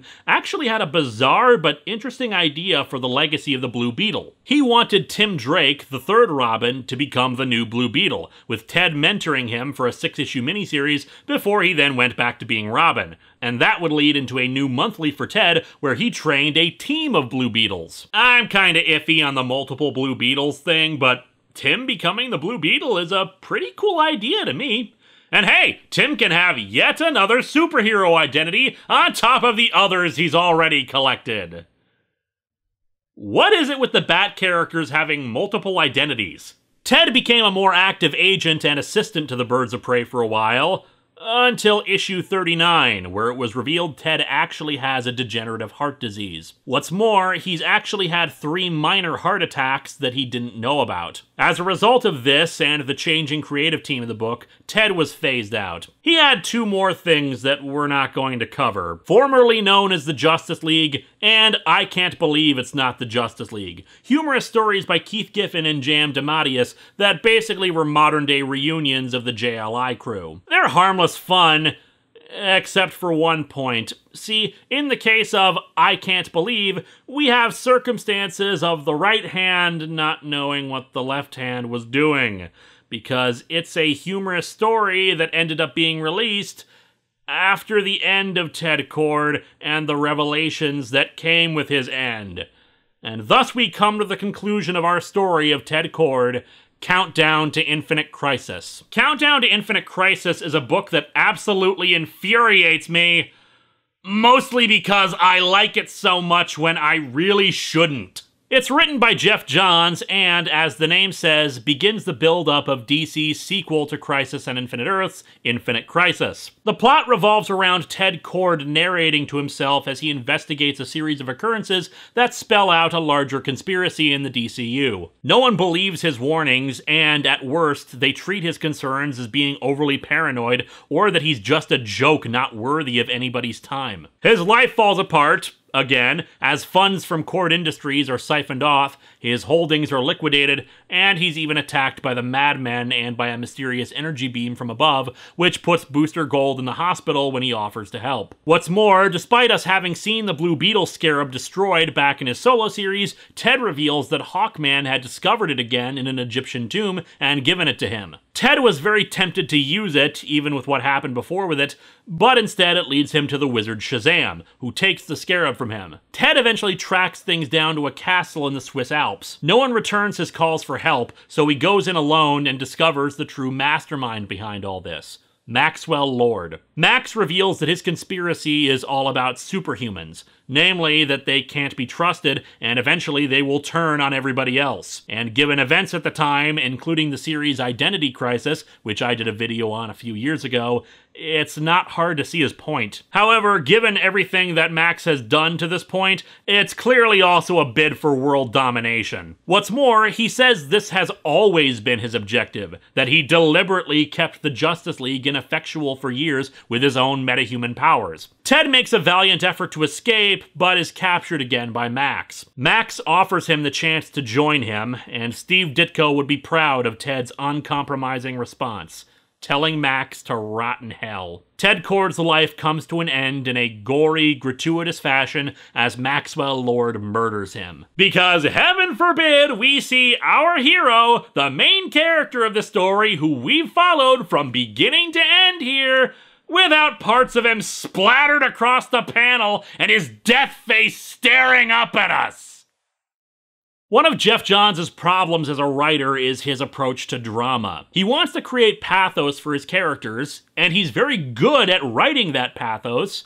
The problem is that sometimes he plays fast and loose with continuity in order to create that pathos. Just an example away from this. Power Girl. Everybody jokes about the boob hole in her costume, but as written at the time, it was just a reflection of her personality. And I have nothing to hide, so if you want to demean yourself by making a big deal out of it, go ahead attitude. We could certainly debate how much of that is creator justifying sexist design choices versus characters should be allowed to do some ridiculous things despite oversaturation of those choices, but in the end, that was her design, and that was the reason for it. Geoff Johns changed it to, I left it open because I didn't have my own symbol like Superman, and it's representing a hole in my heart. That's an oversimplification, but it's what it comes down to. It's a very well-written scene with legitimate sadness and emotion, except it's a blatant retcon and spits in the face of what we know about the character. And therein lies the problem with Countdown to Infinite Crisis. It's very well written. It makes you feel for Ted Kord like never before and demonstrates why he's such a damn awesome hero and deserves respect. But in order to do that, it needs us to completely forget everything that came before, to make all these characters think of him in a way that is completely contradictory to what we know. Now, to be fair, we see all of this from Ted's point of view, so he might be an unreliable narrator here, that what he reads as disinterest or frustration with him isn't the case, but that's not how it's presented, and there's very little evidence after the comic to line up with any interpretation except that. Behaviors of the characters feel off for no good reason. It had been years since the days of Ted doing get-rich-quick schemes. Dude had a heart condition and swore not to wear the costume again. Never mentioned during this, by the way. And people who knew him and trusted him for years shrug him off as a loser or give a pat, keep me informed. Maxwell Lord being the villain is the same way. We have seen his personal thoughts during the JLI days. Thought balloons existed for a reason. He wasn't some grand mastermind trying to screw over the League and be paranoid of superhumans or the like. We saw him discovering his powers for the first time. We saw his personal torments and feelings on things, particularly how much he cared for the League. And yet, as a result of Ted having to stand alone, of having everyone abandon him during all of this, and seeing his struggle and conflicts and emotions, it's so damn good! It's so frustrating! In the end, the life and death of Ted Kord were focused around a single thing: his humanity. Unlike the ever-confident, nigh-invincible Dan Garret, Ted had to use his head and his heart to be a hero. Through all the good times and the bad, even when he questioned himself for the legacy he embraced, let it never be said that Ted was not a hero, even when he was having a good chuckle alongside Booster Gold. Next time, blue skying continues with the fallout of Ted's death, what it meant to the DC Universe, and the birth of the third and final Blue Beetle, Jaime Reyes. Hello and welcome to Atop the Fourth Wall, where bad comics burn. Ted Kord was dead, murdered by a friend gone mad. Maxwell Lord thought of himself as the king, the single most important piece on the board. In reality, however, he was just a pawn in a much larger game. Ted was on the trail of a conspiracy, but he had only uncovered part of it. That Max had taken over the organization Checkmate, and what's more, had taken control of a satellite network set up by Batman. Let me back up. As I stated back in my 15 Things Wrong with Identity Crisis video, it had been revealed that Batman's memory had been wiped by the League to cover up another crime they were committing. When he discovered what they had done, he too had become paranoid about the superhuman population and decided to set up a satellite network to monitor them. Max found out about it and, like with the League, had taken control of it and outfitted it with new advanced technology. But as I said, he and the satellite network, run by an artificial intelligence called Brother Eye, because it's a thing in fiction where we need to give artificial intelligence a familial association. Mother, father, brother, etc. Why does nobody in fiction realize how creepy that is? Couldn't you just call it Steve? Anywho, Brother Eye gained sentience thanks to the real person responsible for these events, as it led into the direct sequel to Crisis on Infinite Earths and the 2005 DC crossover event, Infinite Crisis. There's a lot to go over with Infinite Crisis, so we'll skip it to make things a bit easier. The point is that the one responsible for all of this set about a series of events that affected all corners of the DCU. The villains, the cosmic, the all-too-human, and the magical. Let's talk about the magical part first. The Spectre, supernatural hero who also happens to be literally God's wrath, got tricked into trying to eliminate magic from the world. And as such, this brought him into conflict with the wizard Shazam, whom you might recall last time taking the Blue Beetle scarab from Ted Kord when he was looking for answers. Spoilers! The wizard who lets a huge granite block flimsily hang over his head and thinks giving superpowers to a 12-year-old is a good idea was not particularly helpful. When Shazam was killed and his domain, the Rock of Eternity, was shattered, the pieces scattered throughout several parts of the Earth. And the Scarab went along for the ride, landing in El Paso, New Mexico, where we'll pick things up in a minute. One of the other things that was part of the build-up to Infinite Crisis was the fate of Maxwell Lord. Long story short, Batman and company found out what happened to Ted and investigated, and Wonder Woman was forced to kill Lord. Now, there is a lot wrong with this. Not necessarily 1D killing him. Much as I dislike heroes killing, I could see her doing it. But if I went into everything that didn't make sense about this, we'd be here all day. It was the creative direction they chose to take the character, one that unfortunately resulted in Amazon's Attack and Countdown, and you all know how much I love those books. But some good things did come out of it, and sadly I needed to mention Maxwell Lord's death so we could cover his resurrection later. DC Comics. If it seems like somebody's dead, just poke him with a fork and wait another 5 minutes. Here is the problem with Infinite Crisis. It wants to pass judgment over the darkening state of comics. It wants to berate uber violence, darker heroes, edginess, and the fixation on blood and terror and death and disease and war and seriousness. But it revels in those things. It doesn't understand that it's guilty of the very things it hates. Infinite Crisis is that college humor Batman sketch where Batman kills a bunch of people and doesn't realize he did so. What happened to no guns? This is a gun? Now, I actually like Infinite Crisis, despite this and a number of other flaws in its story. I can't begin to tell you how brilliant Kyle Rayner's plan is. Mainly because, like the story that got it going, the same one that killed Ted Kord, it is well written and able to juggle pathos, the sheer scale of everything, and fit in character bits as it needs to. Remember, a story does not have to be 100% perfect to find it enjoyable. It really just comes down to an individual and how much the flaws you do spot affect your ability to enjoy it. The flaws in Infinite Crisis do not make it bad for me. I am still mad about one thing, though. The aftermath of the story seemed to suggest that they were done with this more dour outlook at DC, but history did not play out that way. Although it did do so with our third Blue Beetle. With that out of the way, let's dig into the all too brief time we had with Jaime Reyes, the third Blue Beetle.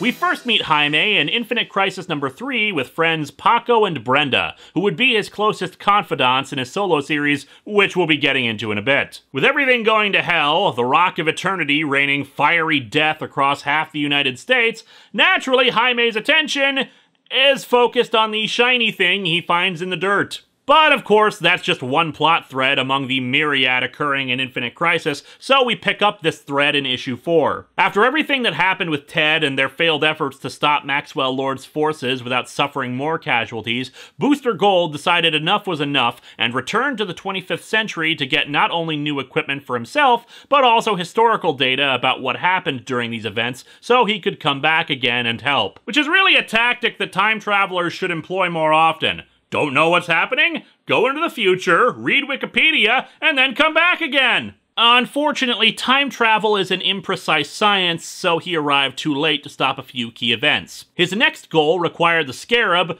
which crawled over to Jaime's bed while he slept and fused itself to his spine. I imagine this will be the ultimate fate of anyone who owns a Furby. In issue 5, Booster takes Jaime to Batman, activating the Scarab for the first time and decking him out in his armor. The reason they went to Batman is because he's going after Brother Eye. According to historical records, though, the main satellite is cloaked and his team never finds it. However, the Scarab can detect it. As such, they pull the bug out of mothballs and fly it into space, because of course Ted equipped it to fly into space. This is a superhero story! And Jaime actually takes this pretty well, all things considered. Sure, he's nervous about the insanity of the situation, but he's not screaming or fighting or anything, which is kind of odd when you consider a man who dresses up in bright gold spandex abducted a teenage boy after a shiny bug attached itself to his spine and is now flying into space alongside a dude who dresses up like a bat, a cyborg, an elemental man, a guy with a big T on his face, Robin Hood, a woman who in another life was an Irish ninja, Ryan Reynolds, and the former host of The Daily Show. I would make a joke, but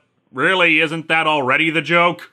It's not normal, Jaime. It's history, and we're here to make it. Booster, you have no idea how to talk to kids. You need to call them retarded and then force them to eat rats. Am I the only one here who's been around kids? The Scarab actually talks to him and displays information for him, allowing him to force Brother Eye out of hiding. Once their job is done, the Scarab forces Jaime to teleport away, ending his involvement in things here. We pick up from there in Jaime's solo series that lasted a rather decent 3 years. After teleporting away during the events of Infinite Crisis, Jaime crashes down on Earth, where he shall now begin his 75-issue quest to destroy the Dire Wraiths on Earth. And instantly upon crashing, he is attacked by Guy Gardner. Yeah, I can't remember if I've covered Guy Gardner before.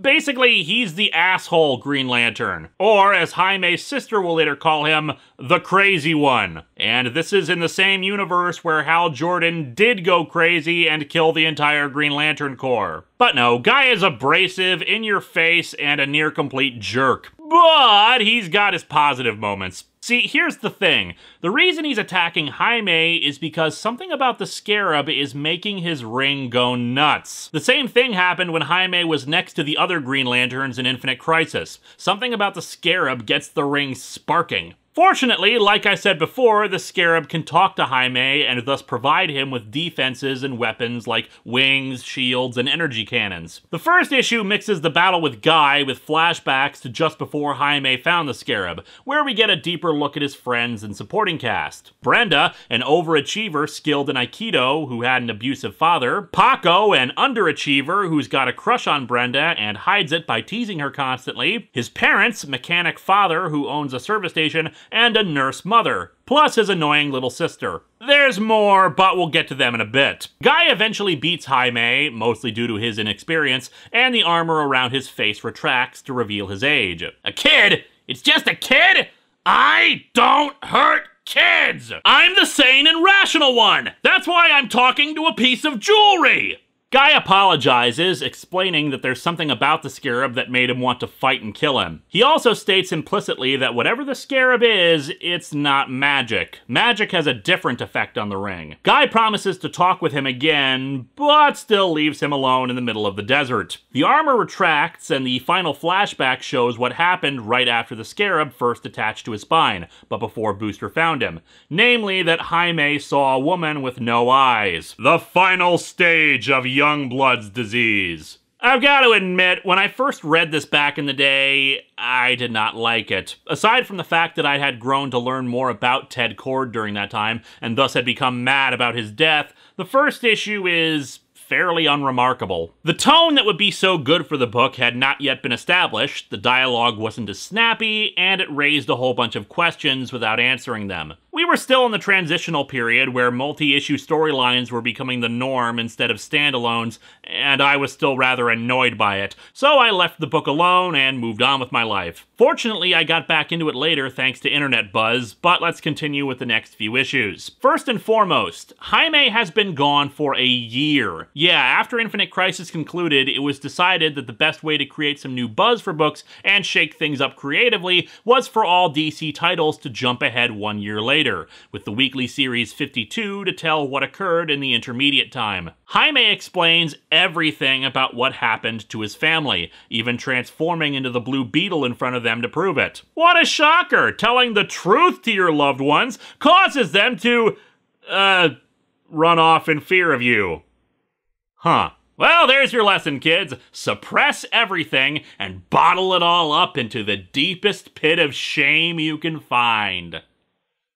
I kid. They're afraid at first, but after some time to settle over it, Jaime takes the opportunity to learn about his powers a bit, then goes off to find Paco and Brenda. Paco, it turns out, has hooked up with the Posse, a gang that Jaime had encountered the previous year in what is admittedly a continuity hiccup, wherein he transforms into the Blue Beetle during his encounter, despite Infinite Crisis number 5 being where he first saw the armor. The Posse was after him because no Eye Lady is actually part of them, not that Paco knows anything about that. Brenda's abusive father died in the intermediate time in a DUI, leaving her in the care of her aunt, who it turns out is a mafia boss named La Dama. Not that Brenda knows this, though. In issue 4, Jaime's back home and doing research on the Blue Beetle stuff, learning about both Ted and Dan, and wondering why, despite Dan having superpowers, his armor didn't look anything like the big bug suit. More on that in a bit, but the good thing about not getting all the answers right away is that it allows all the story stuff to develop more naturally. We also see more development with his relationship to Paco and Brenda, who always relied on Jaime for emotional support, since he was the balance between the two extremes.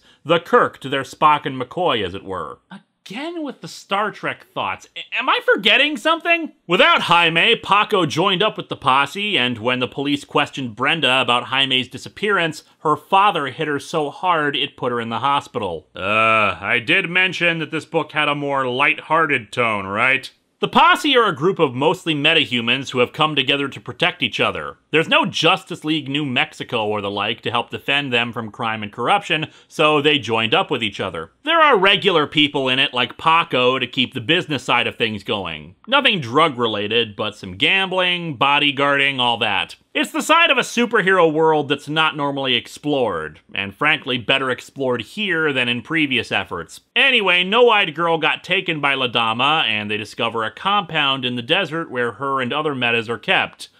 Of their own free will. While La Dama wants an army of metas, she's also offering them refuge and the choice to come and go as they please. She kept it hidden mostly because she deals with a lot of magic and sorcery, which can attract unwanted attention. She, of course, also figured out Jaime was the Blue Beetle and offers a truce to not interfere in her operations or she'll out him. However, their talk also gets Jaime to realize another truth.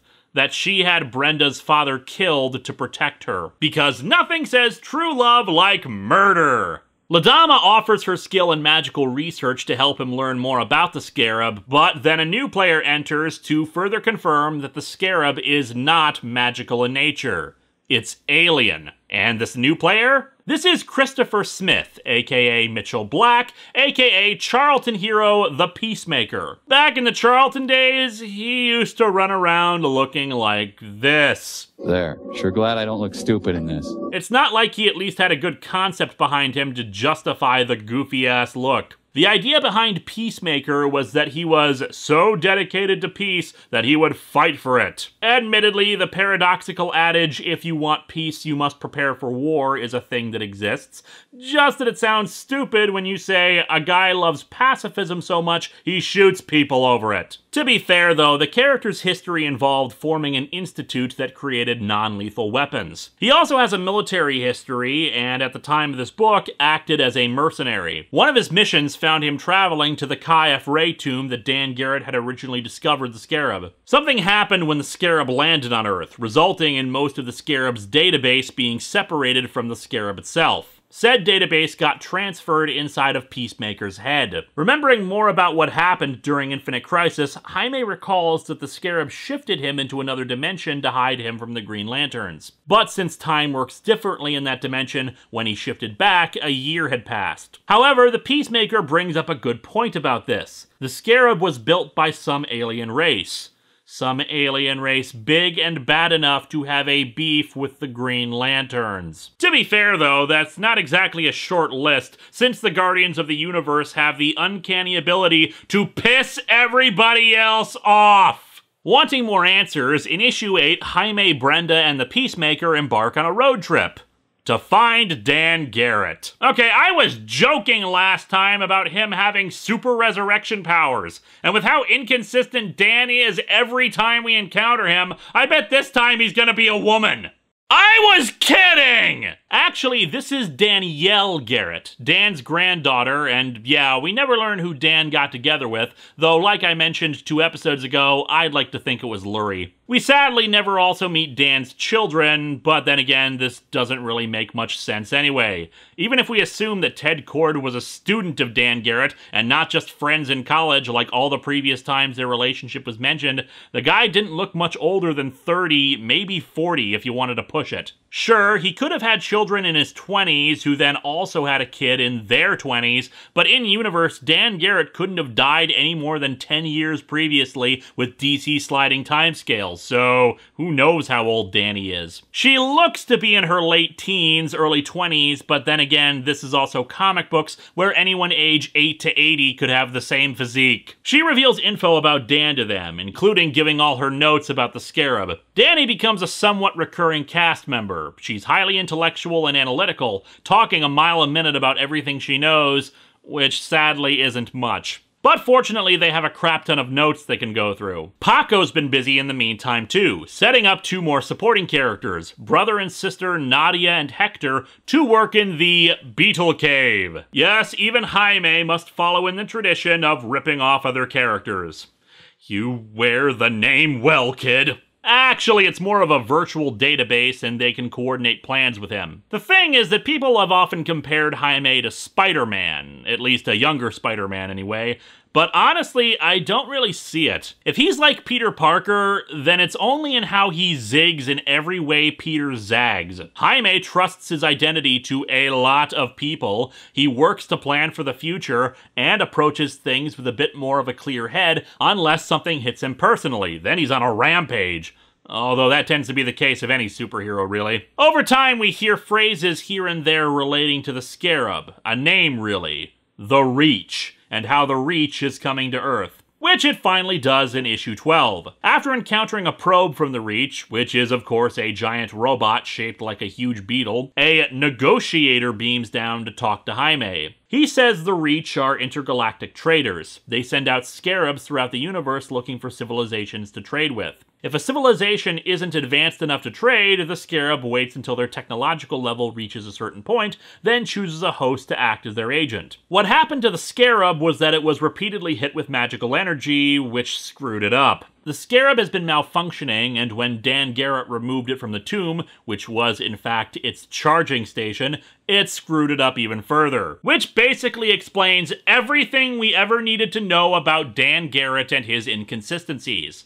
Let me explain. Dan's shifting powers and costume appearances? The malfunctioning Scarab has only been able to form parts of the armor and abilities. Admittedly, they don't bring up anything from the Fox Comics days, but you could probably argue that the size changing was actually some kind of holographic illusion. Even the telepathy could actually be some kind of data transmission that the Scarab sends out. The Scarab, without the database that Peacemaker now possesses, was confused about its origins when it sent Dan Garret off on missions from the gods. Hell, it could have probably taken information from Dan's own archaeological knowledge to try to half-construct the story about it. The Scarab could have had previous hosts we never see, hence the fight with the Eye of Horus. When the Scarab revived Dan Garret and made him go on a rampage, the Scarab was once again damaged by the explosion in Jarvis's laboratory, going back to basic programming to get a suitable host and selecting Ted, but it couldn't yet seize upon him as a host. It's likely, given what we see later, that the Scarab can self-repair, hence how it could have eventually ended up in a tomb again for Hawkman to find. Yes,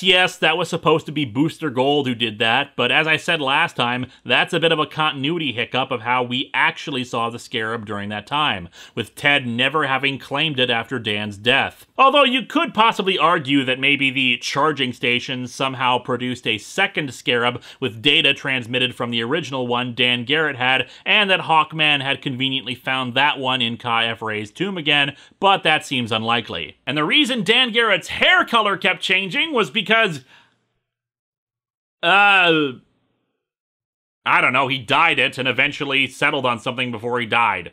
The negotiator informs Jaime that they don't know how to remove the Scarab without killing him. He also says that the host of the Scarab is meant to act as a guardian of the planet, to keep humanity from destroying themselves before they can arrive and offer technological aid that can help stop wars, disease, hunger, and traffic accidents. They say they want to greet the authorities properly and promise to help Peacemaker get the database out of his head, since it's screwing with his mind a bit, as an alien database would. But we soon see them privately and discover that while they are indeed business people, they're not exactly on the up and up. The Scarab is what they refer to as an infiltrator, and they do indeed plan to conquer the Earth. However, they're not going to just do a massive invasion, since not only do they worry about how Jaime's Scarab isn't under their control, but also the sheer amount of superhumans on Earth, including Green Lanterns. They want to test Jaime's abilities, which they do by using Scarabs to take over a homeless shelter. Their ability to shift things out of this dimension allows the tech to be hidden from Earth's technology and eyesight, but not from the Scarab, so Jaime and Peacemaker realize what's up. The good news is that the Scarabs are only surface level attached. They'll create armor and weapons, screw with their heads, but aren't fusing to people like they did with Jaime. Sad, really. This could have fulfilled Chuck Dixon's idea about a team of Blue Beetles. What makes Jaime especially different, though, is that he's unwilling to kill. The Scarab keeps offering lethal solutions to their problems, but Jaime resists that, even telling the Scarab how they always have a choice. The idea even seems to spread to the other Scarabs attached to the homeless, but the Reach recalls and destroys them to prevent what happened to Jaime to spread. They then make peaceful contact with the Justice League and then various Earth governments, obeying the established law for extraterrestrial contact.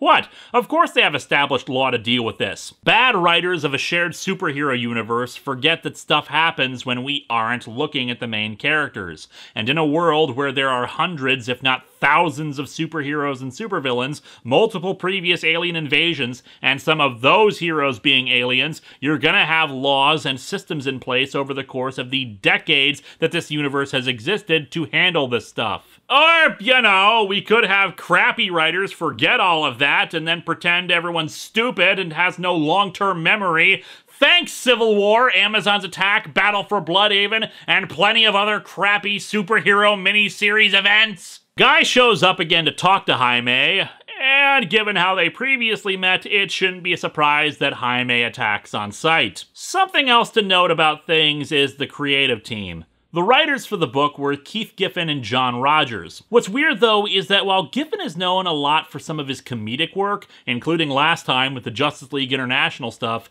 it's only after he leaves and John Rogers is the sole writer that the series actually becomes lighter in tone, with more comedic situations coming from putting the fantastical in a more mundane setting. So after Guy tries to talk to Jaime again, this time in civilian garb, Jaime attacks, but is stopped by his mother yelling at him for attacking someone without provocation, and then berates Guy Gardner too. Is that a giant green fist? Is that a giant green fist? I will not allow you to play with Hulk toys in my house, Mr. Gardner.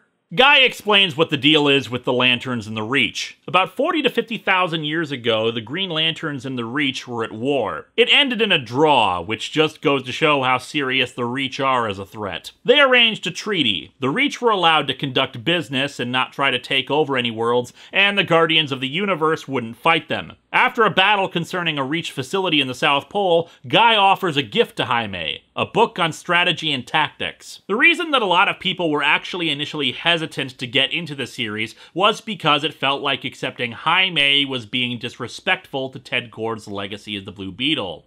What we've seen so far, though, is that Jaime's run is all about respecting that legacy. The strategy book was a gift from Ted to Guy, part of a list of other books. Guy admits that Ted Kord's strength was that he didn't have superpowers. He had to outthink his opponents, and Guy speculates that he was probably even smarter than Batman. But then again, that could just be Guy talking crap about Batman because of the whole Batman knocked Guy clean out with one punch thing. However, what may be my favorite issue of this series is issue 16, featuring Jean Loring, Eclipso. You might recall Jean Loring from both my video about Identity Crisis, but also Countdown. Ironic that a genuinely good, awesome comic also happens to have a connection to friggin' Countdown. That series had tendrils that reached everywhere! You've gotta love this issue for the title alone. Total Eclipso the Heart. Anyway, the plot concerns Eclipso trying to kidnap a baby involved with the posse, long story, unimportant here, but she's stopped by Tracy 13, a teenage sorceress and lesser hero in the DCU. The really funny thing about her is that she's the daughter of Dr. 13, the DC Universe's biggest skeptic. This is a guy who routinely encounters the supernatural and believes it all to be a bunch of fake crap. Anyway, during the fight, Paco saves the baby, but according to the rules of the magic ritual Paco interrupted, he has become the baby's champion against her. She chooses as her champion Jaime, because she's a supervillain and thus unleashes Jaime's deepest, darkest, most ultimate power fantasy, the true monster that lies within Jaime. And that monster is a dentist! Yeah, Jaime's secret fantasy is to be Herbie the Misfit Elf. Specifically, a dentist with a six-figure salary that he can use to pay off his parents' mortgage, his sister's college, and still have a comfortable living. Because Jaime is just that decent a kid. And Paco whacks him with a stick. Eclipso is naturally pissed, but Tracy is able to focus a bunch of holy magic mojo into her staff, revealing why she in particular is here to deal with Eclipso. Because one of the people who helped raise her was Sue Dibney. You know, the lady Jean Loring murdered. And that, my friends, is why I'm opposed to simply retconning bad stories out of continuity. Good writers take something bad and build something good out of it. Tracy becomes Jaime's girlfriend, because what we really needed was yet another supporting cast member, but the following issue is also really damn good. It involves Jaime fighting a supervillain called Typhoon, who can control hurricanes. Jaime uses some of the strategy stuff he learned from Ted's book to not only get safety for a bunch of people, but also to take out Typhoon. However, we're also reminded that he's a good kid, because in victory, he's not triumphant, but sad that he couldn't save more. The next issue has Jaime teaming up with the Teen Titans to help get a rocket launched, one that the Reach has hired bounty hunter Lobo to stop. They succeed, but Robin offers Jaime the chance to do some actual practicing at the tower. We'll be getting to that a bit later. In issue 19, because of an assassination attempt on La Dama, Brenda finds out who her aunt is. She is naturally none too pleased not only that her aunt is a murderer, but that her friends knew and didn't tell her. Fortunately, Hector, Nadia, and Jaime's mom are around to talk to her about all of this. The things they reveal to her are really what's important. Ladama has been decreasing her illegal activities over the last 5 years. Hector and Nadia admit that they're jealous of Brenda's relationship with Jaime because he talks about her all the time, how he respects her so much and doesn't want to let her down. Jaime loves Brenda. Not in a romantic way. Paco might be his best guy friend, but Brenda is also his best friend. She has that kind of effect on people, and they were worried that if they told her the truth, they'd lose her forever. The next 2 issues are about character development as well. First for Peacemaker, not really important for the moment, and the next for Jaime, where he faces down the Spectre and really shows concern about the level of power he has at his disposal, especially implying that if he ever killed someone or did something truly wrong with his power, well, let's just say he won't need the Spectre to deliver righteous vengeance. Following that, we discover that a bunch of the standalone issues we had seen previously actually weren't standalone, but in fact pieces of the puzzle for the Reach's plan for Earth. Which really, in my humble opinion, is how comics should handle story arcs. Let each individual issue stand on their own, beginning, middle, and end, but contain enough elements that, when you bring them together, they form a larger tapestry. Or, you know, we could just shove out 6 issues together and hope it feels like a complete story when it's all said and done. That works too! Long story short, they're slowly infecting the world with a chemical that's phase-shifted out of our dimension. It's in too minute a quantity to detect, but it'll stay in our systems and build up over the course of 100 years. The Reach are patient. They'll wait a century, create a fake disaster, and activate the chemical that's a subtle mind control agent. The Reach will offer humanity a way out of the disaster, and since they've been programmed and lived with the Reach for the last century, humanity will become a slave race and the planet's strip mined as payment for their help. Fortunately, Jaime has a bit of an advantage here. As you can tell by the fact that the Reach's world-conquering plans are meant to occur over the course of a century, they're very anal retentive about their plans and schedules. Jaime and his Scarab are the first time an infiltrator has gone rogue, so they have no idea how to deal with him. Even similar plans that they want to implement are rejected because of things like parameters or doesn't match planetary type. Unfortunately, that also means that they don't really have the luxury of time.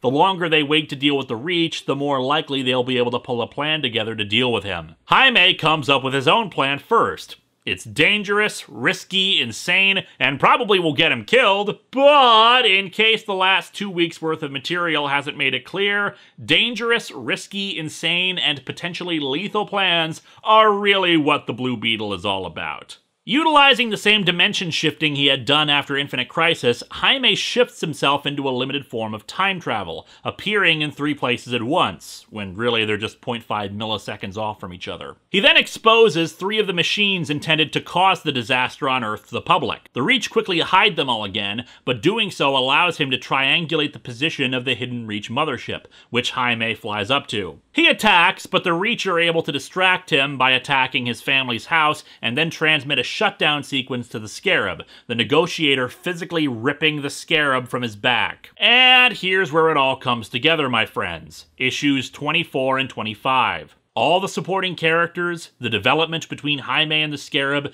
and of course Jaime himself, it all comes down to this. Hey, can you guess what my 3rd and 4th favorite issues of this book are?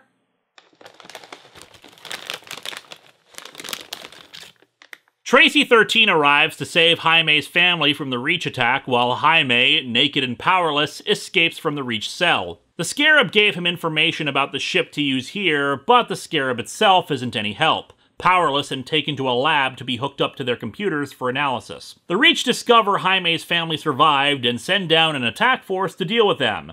Fortunately, Tracy summons a deadly weapon. Bees! My god. That's what I love about this series. I don't even have to tell any jokes about it. It's doing it for me.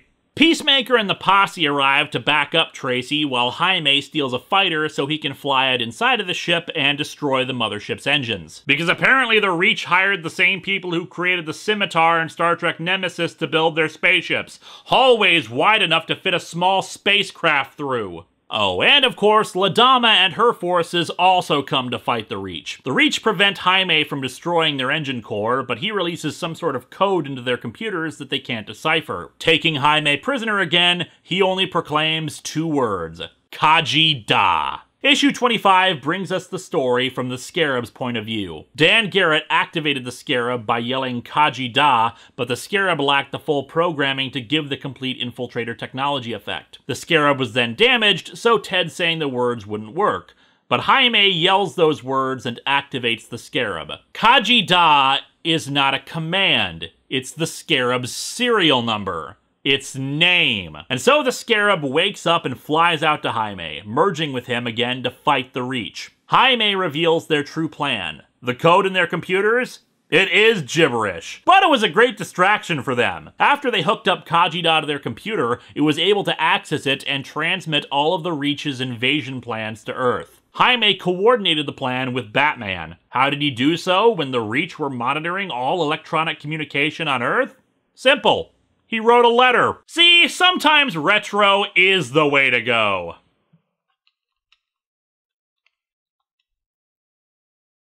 Why am I not playing this on my 3DS right now?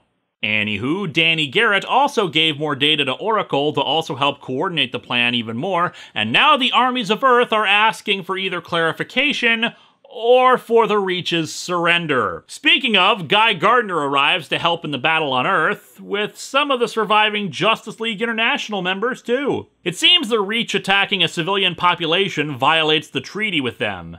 Whoops-a-daisy. And with the possibility of their impending death, Brenda and Paco kiss and fight off one of the Reach together. The Negotiator, being a petty sort, decides to activate the devices that would wreck the Earth, but fortunately Jaime is able to stop them.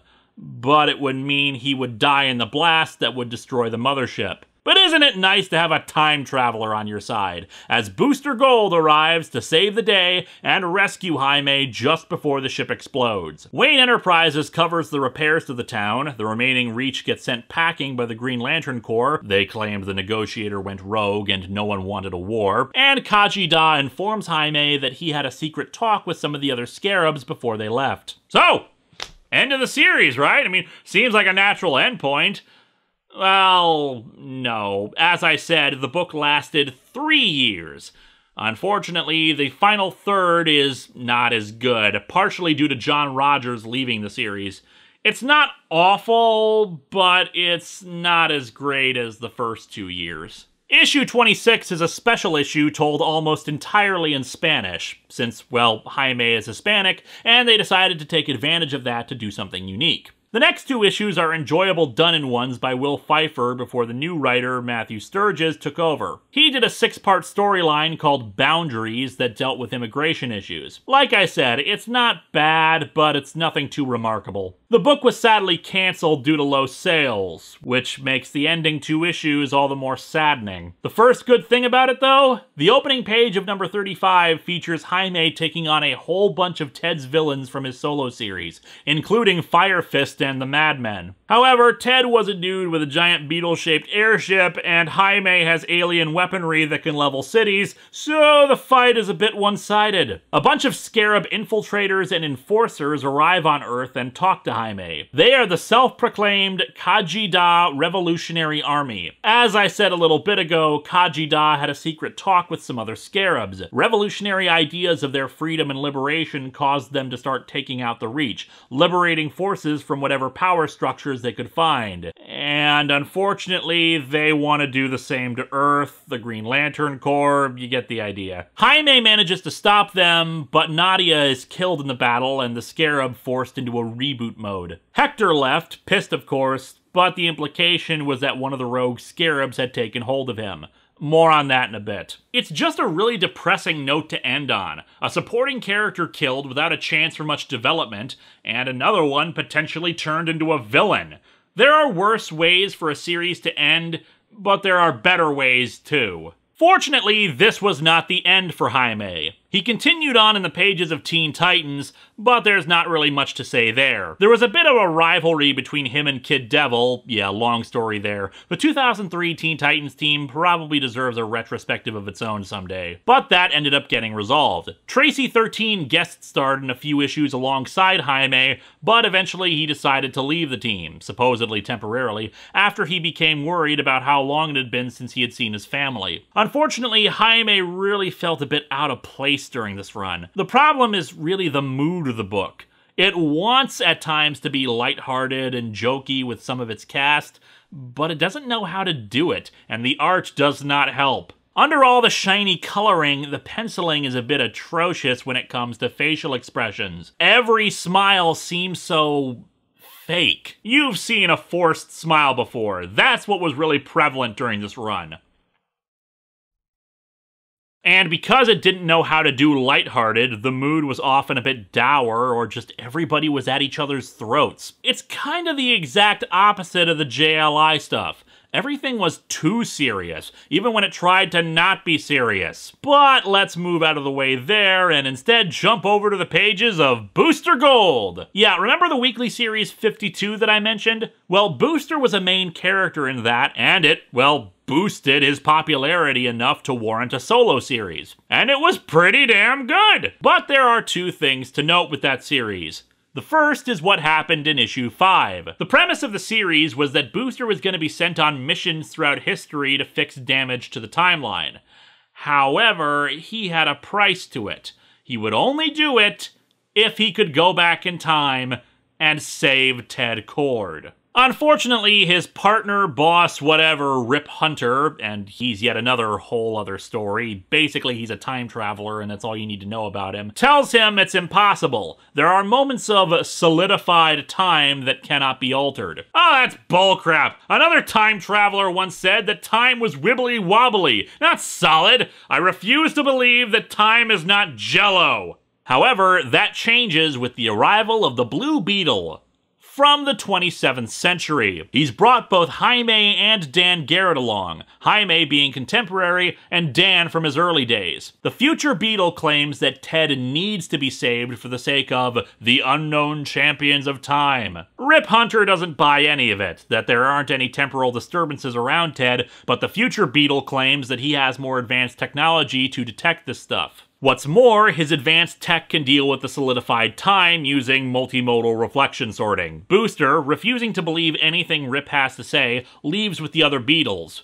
in this wonderful little Abbey Road homage. Fortunately, thanks to the events leading up to Infinite Crisis, they know all about Maxwell Lord and arrive just as Max has finished explaining things to Ted. Max almost manages to kill Ted, but fortunately Booster's goggles take the bullet and Ted beats the snot out of the guy. The future Beetle lays the groundwork that's necessary to bring Max down, and the group flees back into the time stream. The future Beetle also admits that Ted's rescue can never be known to the greater world in order to preserve the time stream. There is a brief detour after this into an event comic, 0 Hour. Because of the time travel stuff in Booster Gold, they would often revisit old storylines, and some fun is had. You think they saw us? We're 5 grown men dressed in bright colors inside of a clear plastic bubble set against a rainbow background, Jaime. They saw us. Well, when you put it like that, it's almost as if superhero comics are silly or something. We get the scenes that we've always really wanted to see. The 3 Blue Beetles getting a chance to recognize the greatness of the others. Ted even giving Jaime his blessing in the role. Unfortunately, it was all a lie. The Blue Beetle from the future,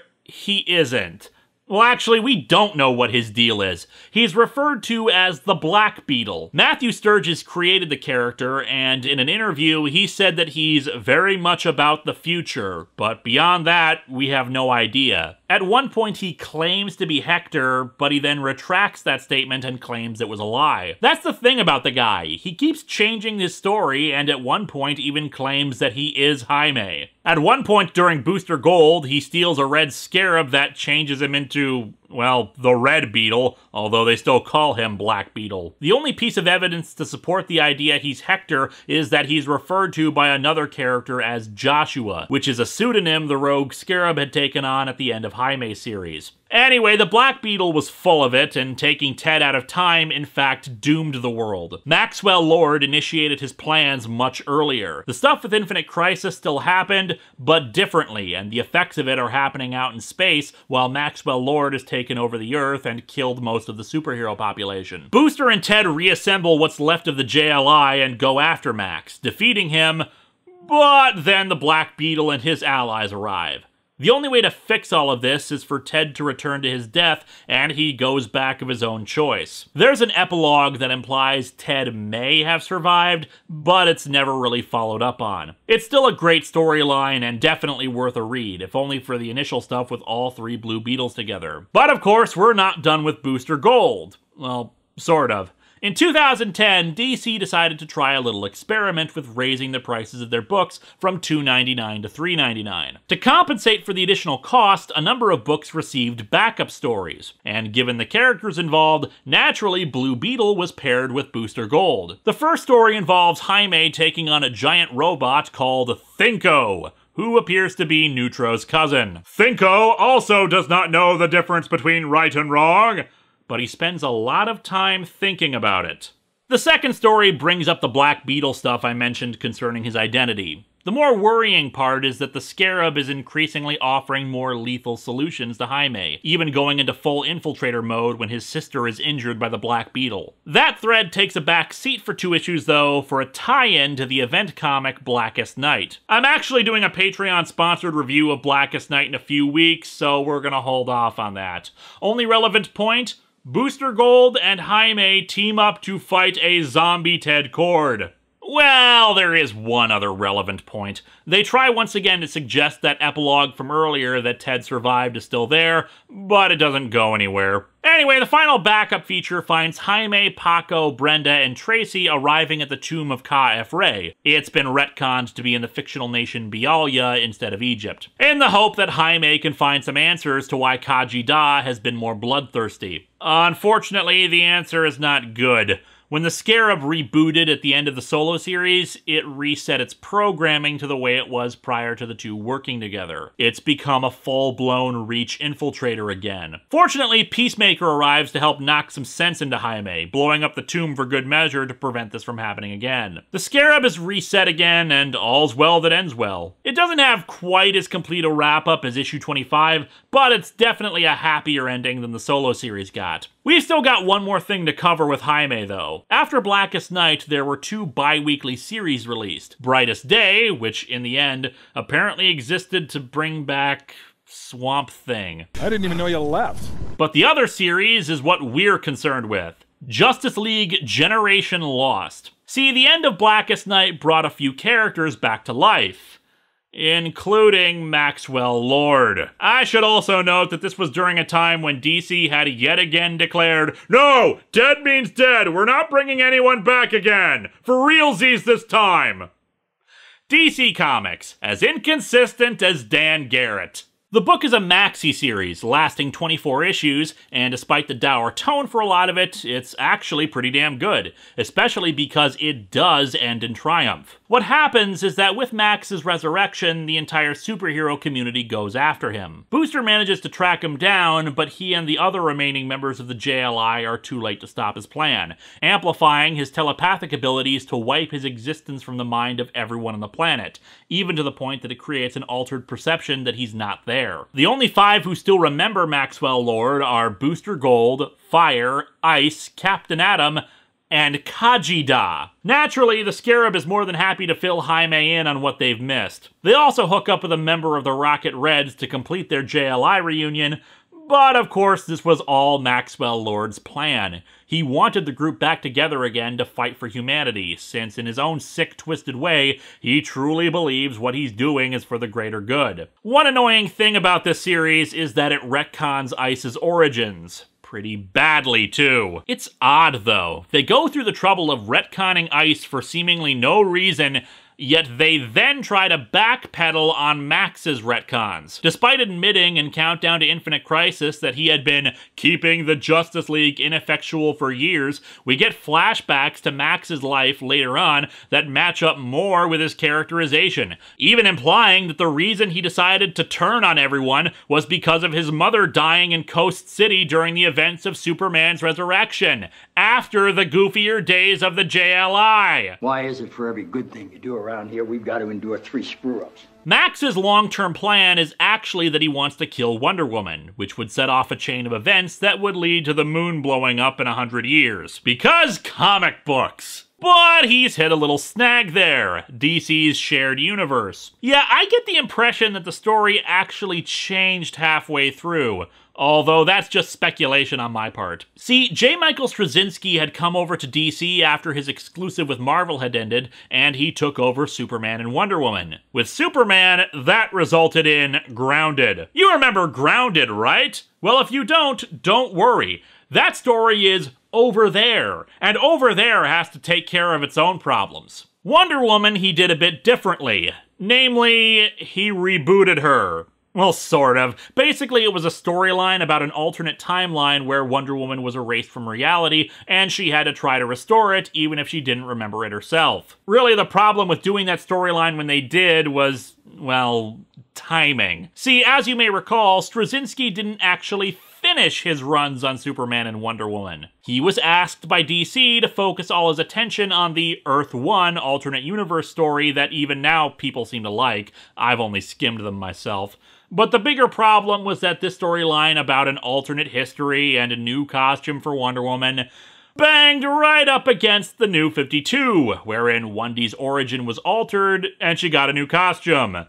And even after that, yet another new costume. And who knows what the hell's gonna happen with the rebirth thing. Anyone else starting to get the feeling that the comic industry wants to die and is trying the same tricks over and over again to piss off the readers enough to force them to leave?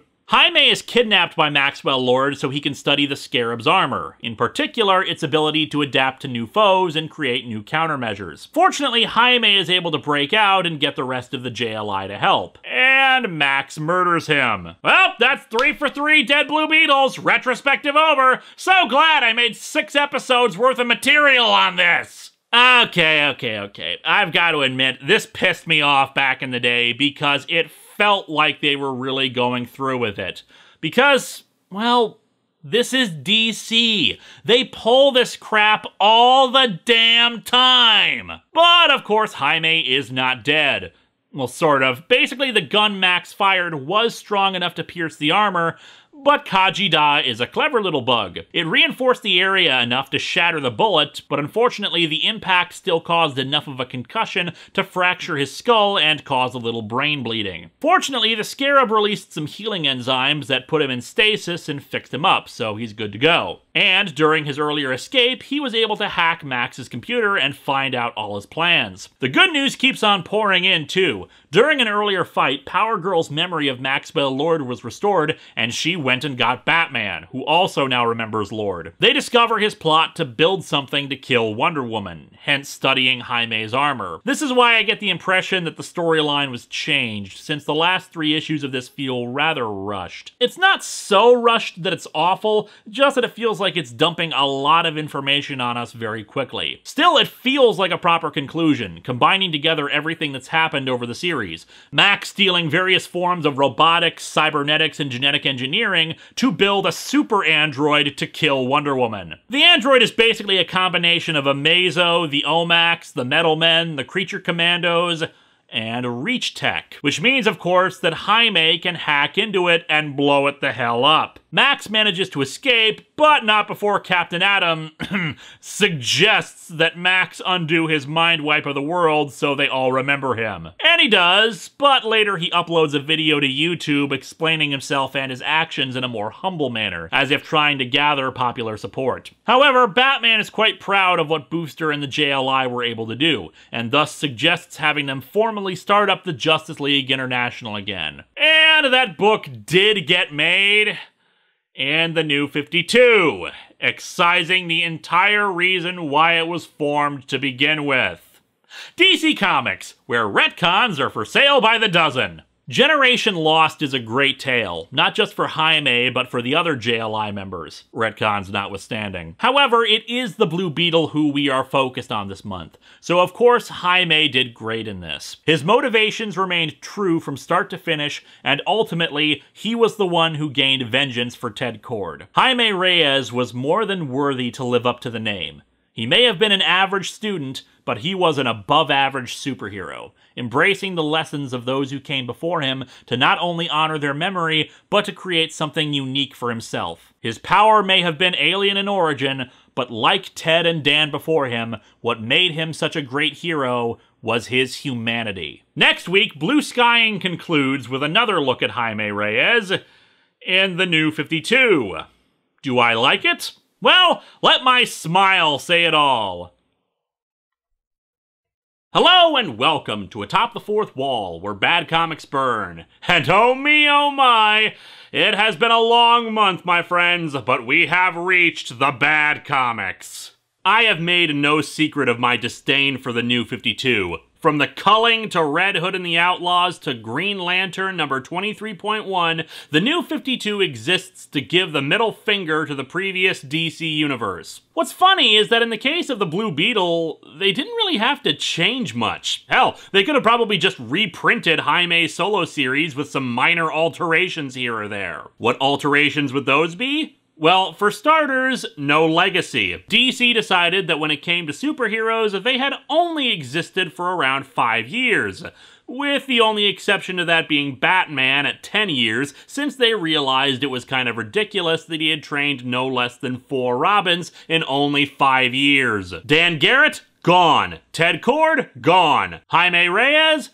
Well, that's why we're here. Reboot, baby! Let's just tell the same story over again, even though that book is only half a decade old. Continuing the grand tradition of the Blue Beetle ripping stuff off. In this case, the multiple Spider-Man movie reboots. Realistically, yeah, they weren't going to just reprint the old series, but hey, Jaime's popularity had grown since his initial series, and you can appeal to a new audience thanks to his appearances in Batman Brave and the Bold, and he was going to be appearing on Young Justice the following year. So you've got a good roadmap of what to do here. Follow the same premise, but excise references to other heroes or Infinite Crisis, maybe go a bit slower with introducing the supporting cast, but most importantly, keep that tone that made people love the original book. Ha ha ha ha ha! Nope! And I know what some people are gonna say. They're gonna say, well, you're just one of those people who doesn't like change. You think they changed it, now it sucks. Well, let's unpack that a bit, shall we? First of all, why is change inherently good anyway? The assumption is that if you're changing something, you're attempting to make it better. However, as we have seen over the course of this very retrospective, things are changed all the time, and sometimes for the worse. Sometimes changes are nonsensical or unnecessary. Sometimes the changes, in fact, create more problems than they solve. Change can be good, assuming that something needed to be changed. And I know that people are gonna say, well, you just don't like it because it's different. On the contrary, my problem is that it's not different, because Jaime's original series was different. Stories about alien armor, alien infections, or symbiotic life forms and cybernetic enhancements that turn people into uber weapons are not new ideas. It's a subgenre of its own. And because of that, it has common tropes and ideas. Tropes are not inherently bad, just recurring elements done across multiple stories. But it's easy to get bored when you see the same thing over and over. Jaime's Blue Beetle defied most of those tropes and told a story that felt unique and different. On a purely technical level, there is nothing wrong with the New 52 Blue Beetle. Slap any other names on it and it's okay. The problem is that they used Jaime Reyes and his cast of characters for it, turning something unique and awesome into something generic that betrayed the spirit of the original book. We've come a long way, my friends, from a Green Hornet ripoff to a Spider-Man ripoff, from Big Dicks to Black Beetle. Let's dig into the final part of Blue Skying, Jaime Reyes in the New 52.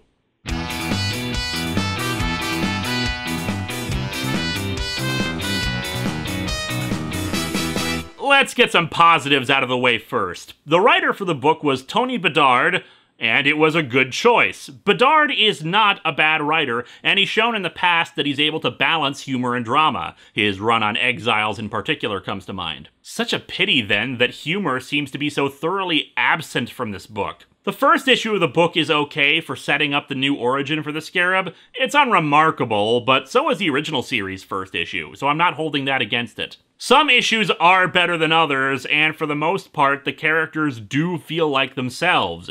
It's just those moments and plot points and developments are so off that it's like a punch to the gut. Anyway, we opened the series long, long ago on another planet where explosions are rocking an alien city. It's coming! It's coming! Man, Black Friday starts earlier every year, doesn't it?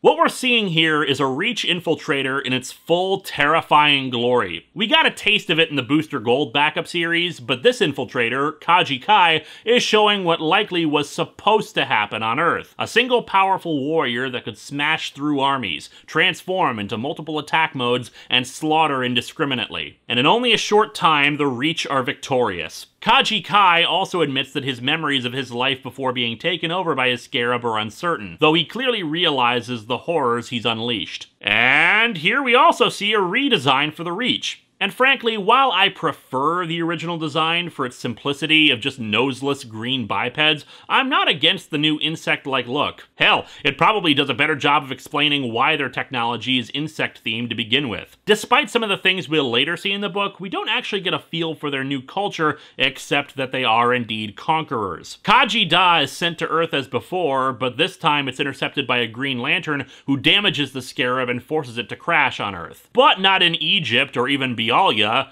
but in front of a group of Mayans. And now, in the spirit of the New 52, I must now reboot my expectations of the true enemy of the modern day. Ancient Maya!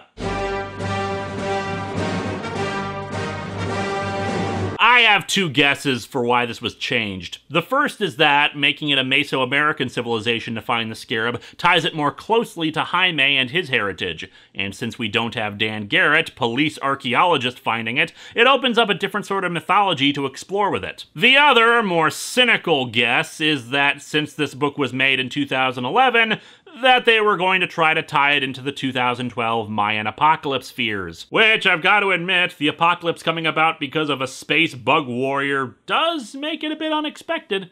Jaime's more bullied in this version instead of just being an average kid. Paco is already a high school dropout and is part of a gang. Los locos kick your ass! Los locos kick your face! Los locos kick your balls into outer space! Surprisingly, the gang is not the posse. It's just some generic street gang that we only actually see once. Another change in their dynamic is that Jaime actually is in love with Brenda. It never goes into love triangle territory, but it is a change I'm not fond of. I didn't expect Tracy 13 in the series, but Brenda is the only recurring female character in the book, so of course she's now a love interest instead of Jaime's best friend. That being said, I do like what Bedard was trying to do with their friendship, that these three have known each other since kindergarten, but now that they're teenagers, with hormones and stress and all those fun problems, they've reached a point where their personalities and feelings will shift and create conflict. Another thing changed is Ladama. In the original series, even the mere existence of Ladama was considered a rumor until Jaime discovered her involvement, while in this, even Jaime's parents know who she is already. And yet Brenda is completely in the dark. Hell, the way she discovers it in this version doesn't reveal anything about her relationship with her friends or the emotional turmoil and feelings of betrayal she feels about it. She just is like, no, I don't really believe those rumors. And hey, her house is gone. That's weird. Yeah, spoiler alert for this entire series that I am spoiling by doing this video.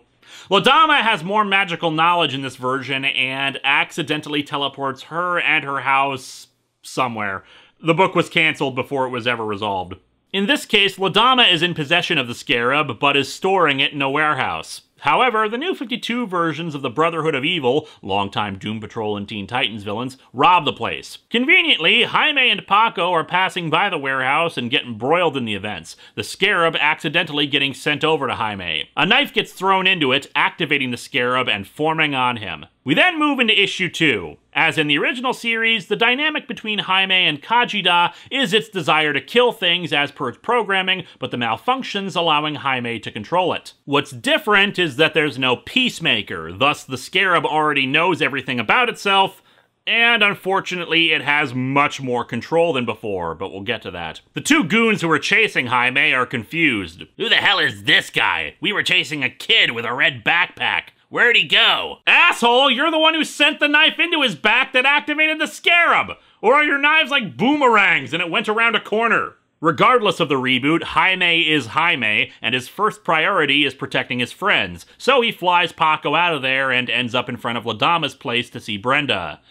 And it's here where we get the first major change from the original series. The Scarab refuses to let him tell anyone that he's the Blue Beetle. If he tries to tell, despite the Scarab's objections, the Scarab is able to make him so nauseous that he throws up. And isn't that a pleasant image to attract new readers, right? But yeah, skipping ahead a little, but every time he tries to tell people the truth, that's what happens. The only reason Paco and Brenda do find out, assuming they do, it's not entirely clear at the end of the book if they know, is purely by accident, and the Scarab wants to kill them for it. And this is just mind-boggling. What the hell does the Infiltrator care if people know? From what we've seen before, the Scarab is supposed to be able to fully control his actions. So why would it be programmed with the need to keep the host from revealing information if it's just going to control what he says and does? In issue 3, he has to force the Scarab to retract even away from people, so I get the impression that he's not supposed to be able to do that. And even if it was just a matter of, well, because it doesn't have full control, it wants to keep a lower profile, what does it matter anyway? The Scarab sees Jaime's real life as unimportant. It doesn't understand family or friends, and has no regard for human life. It just wants him to get on with the mission.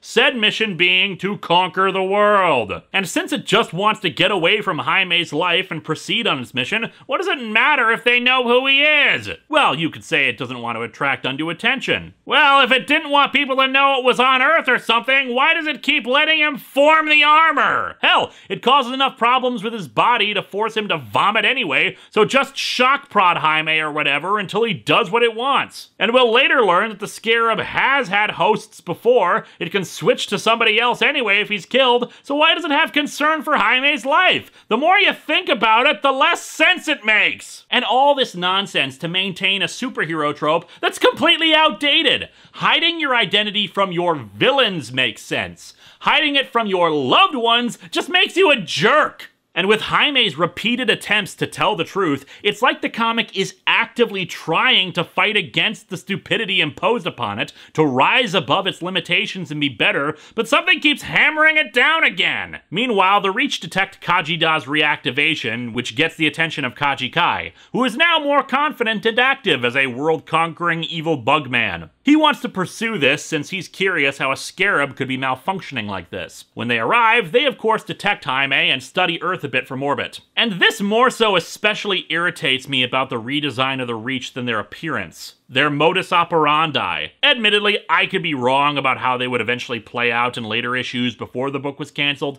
but everything we see in both this book and the brief other appearances in other comics gives the impression that the Reach in this version are just straight up conquerors. The Infiltrator in this case is not really an infiltrator at all. It bonds with someone, destroys any potential world defenses very quickly, and then summons the fleet to openly invade. It's by-the-numbers alien invasion stuff. The original Reach, while scientists and military officers certainly, were also uptight bureaucrats, devoted to following carefully constructed plans and strategies that they had been figuring out for centuries. Their infiltrator was an infiltrator, providing tactical and cultural knowledge about the planets they intended to conquer. And while they had very advanced military technology and countermeasures, open warfare was something that gave them pause, especially on Earth given the sheer number of superheroes. Here though, the presence of superheroes is shrugged off, even mentioning that Kaji Kai's home planet had superheroes and they posed no threat to him. Again, there's nothing inherently wrong with this approach to them, but in doing so, they took something that was more interesting and much more cunning and devious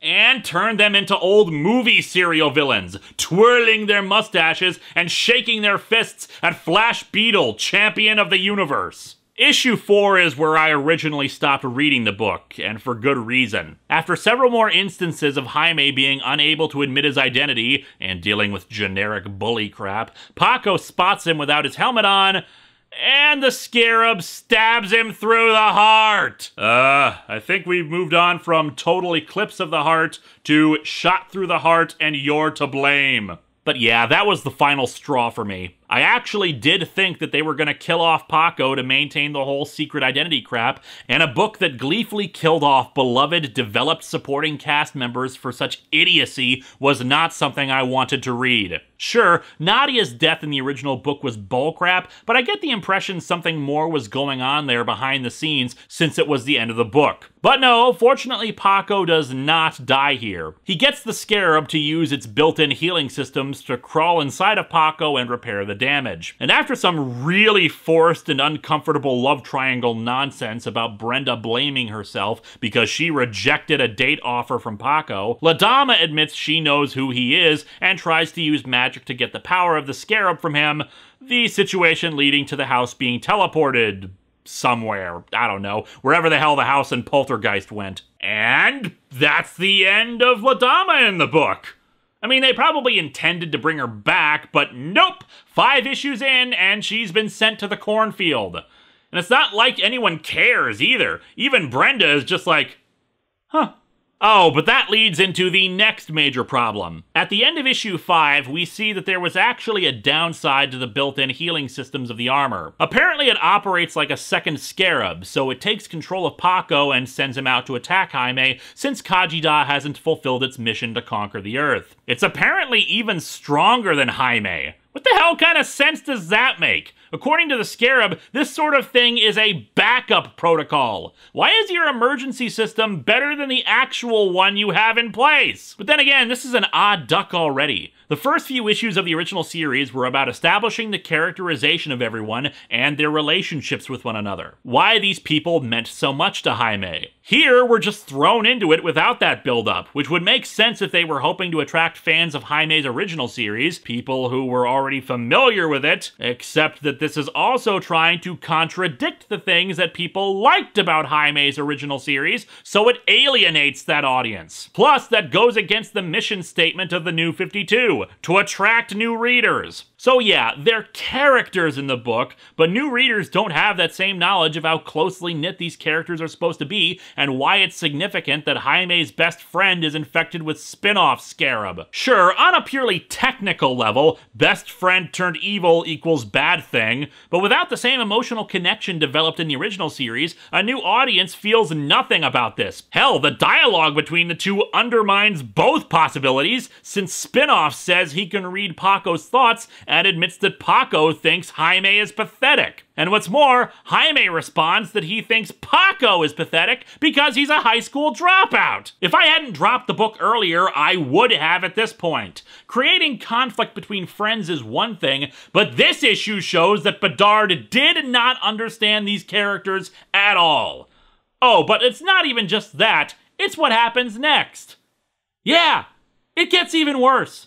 Spinoff won't stop trying to kill Jaime while he resists the Scarab, so he decides to pretend like he's surrendering to the Scarab's will. To prove that the Scarab is in control now, he grabs Brenda, the one both of them are in love with, and smacks her across the face. No, no, no, no, no, no, no, no, and an infinite expanse of no's from the dimension of no, with a statue dedicated to their great creator, the god of no, who wept tears of no that filled the oceans with no and brought about billions of creatures who were no.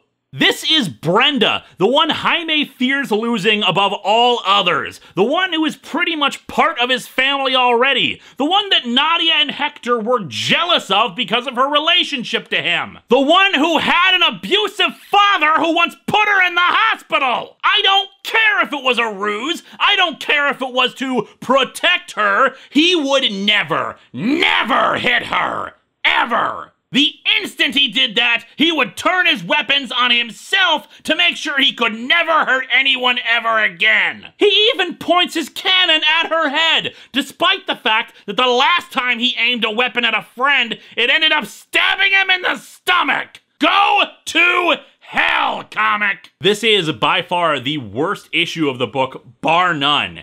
It is actually uphill from here. I mean, it's really kind of a very slight incline, but it is better.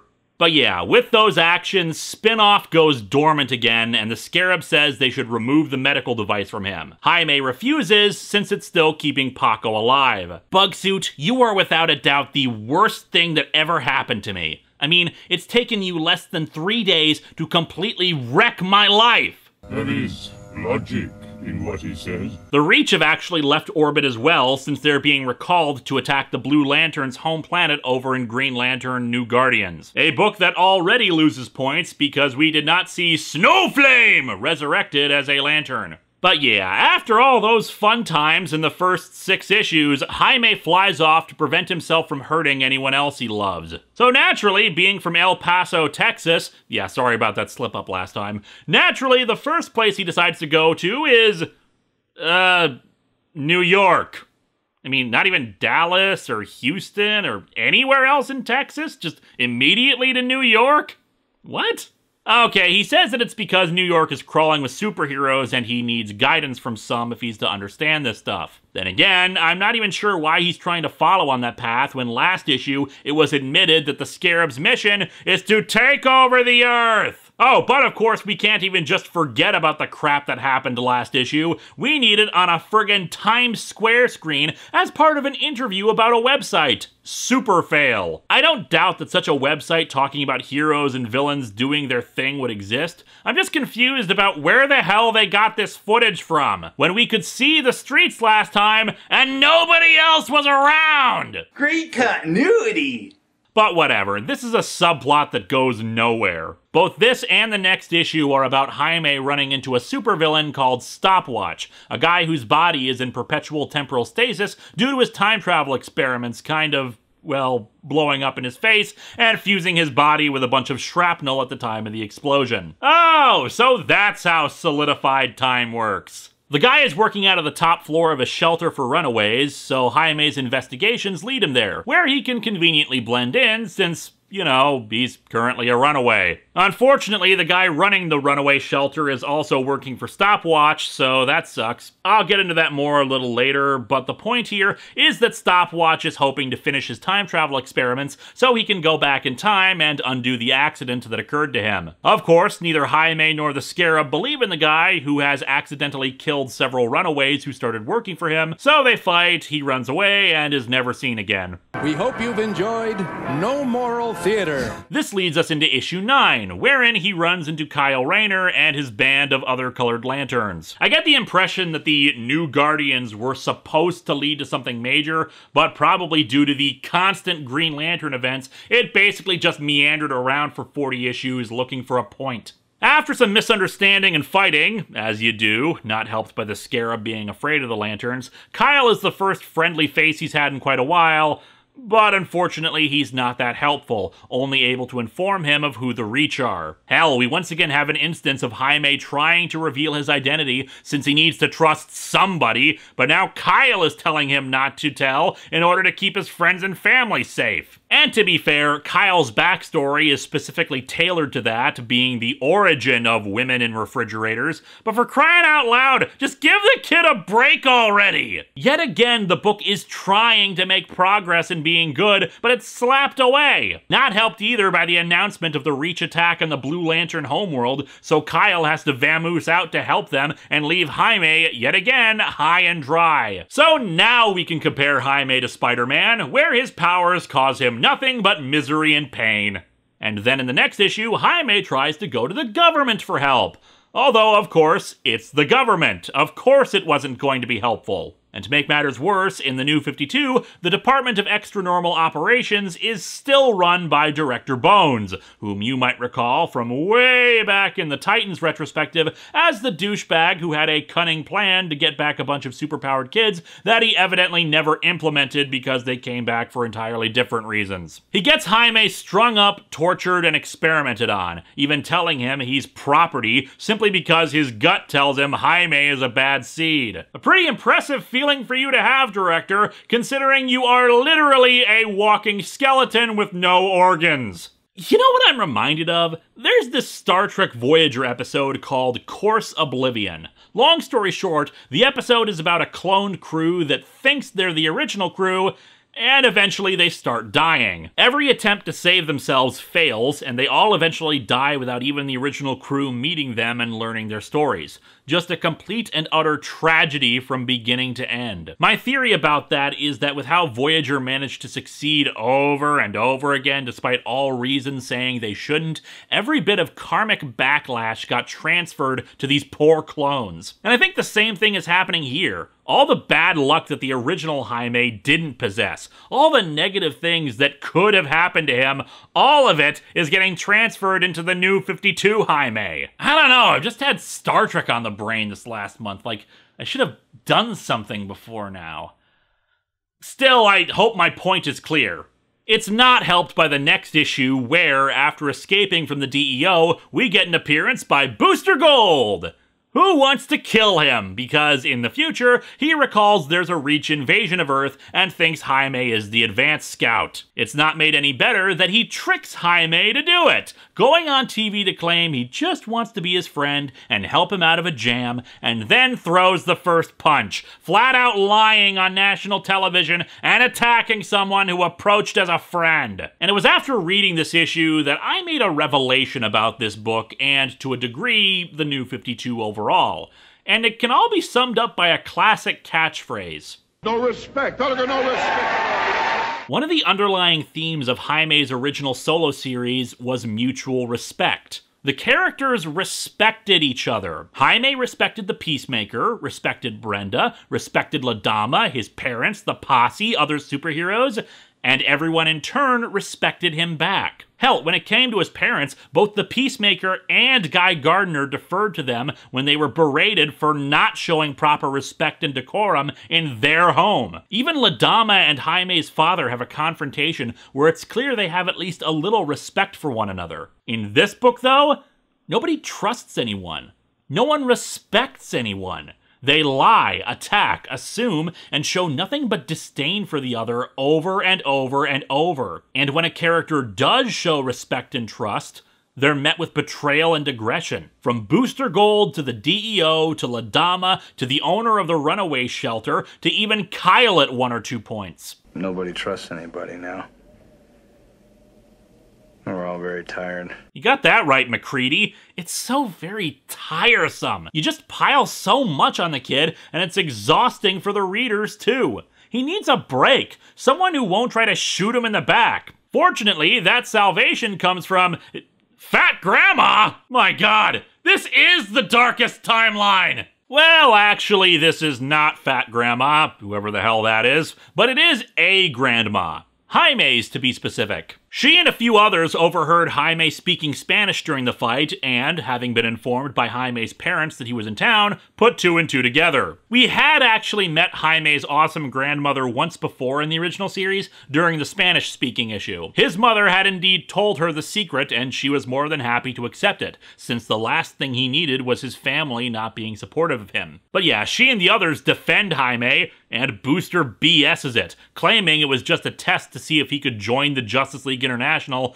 which we'll be getting into in a bit. Yeah, unfortunately, with this being a reboot and all of the character development being jettisoned, the new 52 version of Booster is a bit of an asshat. Not a total one, of course, but not quite as likable. Paco and Brenda traveled to New York in search of Jaime, and surprise, surprise, the DEO screws things up again by kidnapping the two and accidentally reactivating the backup device in Paco. Oh, we also finally get a name for spin-off. Blue Beetle. Yeah, here's your best sign right here that we've entered 90s nostalgia. All the worst parts of the 90s are coming back too. I'm shocked they didn't spell blood with a U or something. Jaime travels to his grandmother's apartment, where Jaime has to explain the concept of self-sacrifice to the Scarab when he asks about a picture of Jesus. It's a bit hammy and played out, but honestly it results in some good, so I'll take it. Speaking of good, this is probably the best issue of the new 52 run because it's not non-stop action. Jaime finally catches a break, even if it's only brief, and gets a much-needed hug. Anyway, Blue Beetle escapes the DEO with Brenda, using her as bait to lure out Jaime. There's a fight, and the Scarab once again says they need to kill him, and once again Jaime refuses. Since the Scarab now knows the concept of self-sacrifice, it has a way to save Paco. although it's a little unclear how it's self-sacrifice. According to the Scarab, it says it's cloning Jaime's heart to repair the damage to it and remove the backup unit.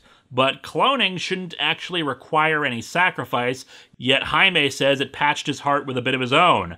But whatever, the day is actually saved happily for a change. And that's the end of Happy Times, unfortunately, since we now have to head over to Justice League International Annual #1 for the beginning of the end for Jaime.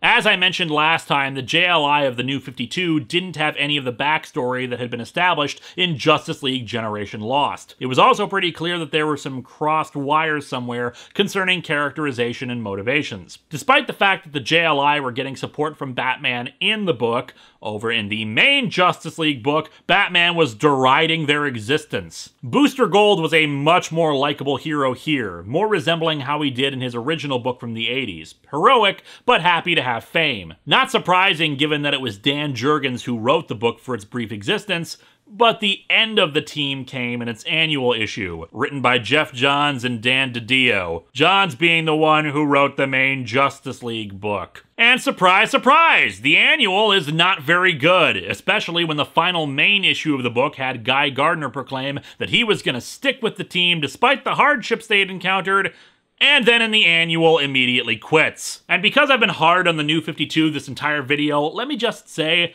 despite the reboot, I was actually rather enjoying Justice League International. Hell, it was one of the few books that knew other colors existed besides red, black, and gray. Yeah, side note on the artistic side of things, even Blue Beetle is a very gray book. A lot of the times it's very dark and the colors are washed out. The Blue Beetle himself is the brightest thing in it, and even then it feels like they're desperately trying to take the color away there. Further surprise, surprise, that annual issue also has the darkest coloring scheme in the book, with everything looking like the lights have been turned out. But yeah, I really enjoyed JLI, but apparently I was in the minority on that one. I frequently got messages from people telling me it was awful. But hey, difference of opinions. So where does Jaime fit into this? Well, with the then recent difficulties the JLI had, Booster decided to expand the membership to include Jaime, like he said in Blue Beetle, although I still call bullcrap on it. However, Jaime's a bit disappointed since he was hoping to get help from the main Justice League, of which Cyborg has become a member of. He had hoped their resources could help him with the suit. However, the New 52 version of Brother Eye then came knocking and sent Jaime teleporting to the other side of the galaxy with a boom tube. Somehow. I don't know, it doesn't make any sense. But that leads us into Blue Beetle #0. Yes, #0 after issue #12. Because somebody realized after a year of the New 52, oh crap, we didn't actually bother to tell any origin stories in our big reboot, did we? I kid, of course. There were some origin stories here and there, and not every 0th issue in 0 month, as it was called, was an origin. Really just meant to expand on the lore of the New 52 and answer some questions about it. I think you're all sick of me complaining about the reboot at this point, so I won't get into what I feel are the flaws of that idea, and instead just talk about Blue Beetle #0, where we see the origin of the Scarab as a weapon, and indeed that Kajida may have actually been the first Scarab built altogether. And in its test flight to take over a world, it accidentally turned on an alien girl's psionic abilities and transformed her into a conquering cosmic villain known as Lady Styx before it had to fly off. So Kajida actually has a long history of being an utter failure. Scarab, you had one job! We then see what unfolded when the Scarab crashed to Earth in the Yucatan Peninsula, where it merged with a Mayan warrior named Sky Witness. Sky Witness drove back the enemy of the Maya, the Nahua, and I apologize for my pronunciation mishaps in this, into where Mexico City would someday stand, and the Nahua eventually formed the Aztec Empire, with Sky Witness in the Scarab armor serving as the inspiration for Quetzalcoatl. Although the comic says the cruel god Quetzalcoatl, though even a cursory look through Wikipedia indicates a lot of different interpretations of the mythology that do not describe him as cruel. But then again, this is the DC universe, which in the past has had several different religious beliefs all being true simultaneously, and has actually had different occasions where the gods went to war with each other, so there was probably a cruel one too. Or I'm just severely ignorant to this mythology. Either option works, really. I only know about comic books. Anyway, the technology of the Scarab prolonged Sky Witness's life. The Scarab wanted a new host, but he knew that really the Scarab wanted someone with a weaker will to control. So he ordered his son to have the Mayans stay away from the pyramid to ensure it could never be found. With that, he collapsed the pyramid on top of him, but the Scarab was able to dislodge from him, making me wonder yet again why the hell he couldn't just find someone more compliant than Jaime. Sky Witness grabbed hold of the Scarab to keep him from escaping, and the Scarab tried to teleport away. But somehow, all the years bonded together planted Reach technology inside of his body, so the teleportation beam got confused and teleported him instead. He vanished into the ether, and the Scarab was buried, eventually being discovered by some random treasure hunter. I mean, it could have been Dan Garret, which would mean his final regeneration would feature that mustache. Then it changed hands for a while, and then yada yada, recap of the last year of comics, and Jaime reappears in space. Specifically, he emerges in Reach space, targeted by several other Reach forces, where we pick things up in issue 13. And of course, he's so far away now that the trip would take longer than Jaime's lifespan to get back to Earth. This is the final arc of the book, where Jaime comes face to face with Reach space, and unfortunately, it's a bit of a wasted opportunity. As I said before, the Reach have been reimagined as an insect-like race, so we see the standard kind of ideas in place. Drones, soldiers, and the leaders that are mentioned, although never seen, the Hive Masters. Basically, the problem here is that despite us seeing this newly revised Reach up close and personal, we still don't know much about their culture or society. They do believe in honoring their dead, as they pass by the equivalent of a graveyard and memorial for their best fallen scarabs, and we know that other alien races interact and trade with the Reach.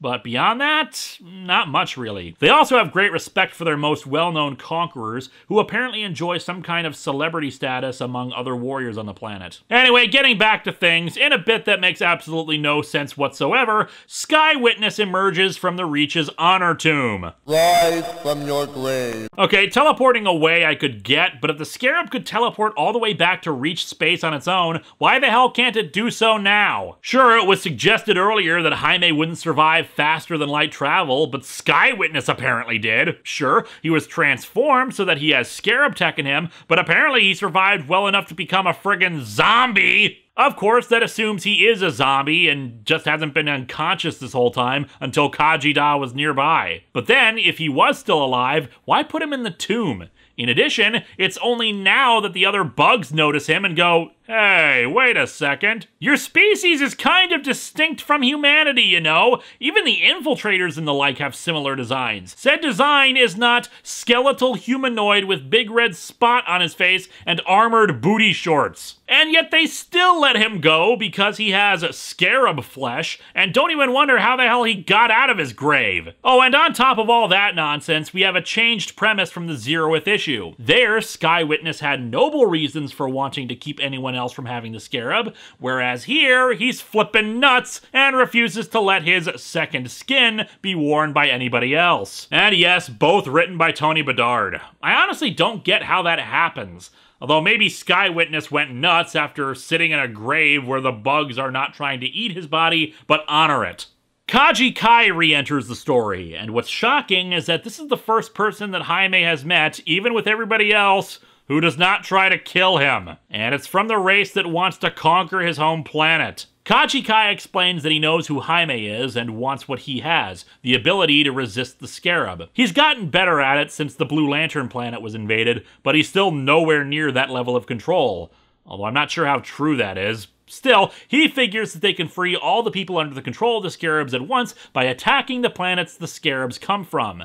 I assume they mean where they're manufactured, since, again, the 0th issue showed us that there was a species that inspired the scarab's construction, but not like they're grown or something. He promises to take Jaime back to Earth on a ship if he helps him out. On the Scarab world, Kaji Kai teaches Jaime about some of the other capabilities of the armor that have been lost to its knowledge, including 2 alternate combat modes, a speed mode and a juggernaut-like pillbug mode. After a fight with Sky Witness, they succeed in starting a chain reaction that will destroy the planet. Admittedly, they have the element of surprise, but it is shockingly easy to do this. The guards only arrive in time to watch them running away to a landing platform to steal another ship. They try to take the ship of a smuggler named Moonwalker, But Kaji Kai is accidentally left behind. His fate is unknown, but Scarab World explodes, allowing Sky Witness to grab hold of the ship to hitch his own ride. Moonwalker doesn't think destroying the Scarab World would free anyone, but it stops them from making more Scarabs,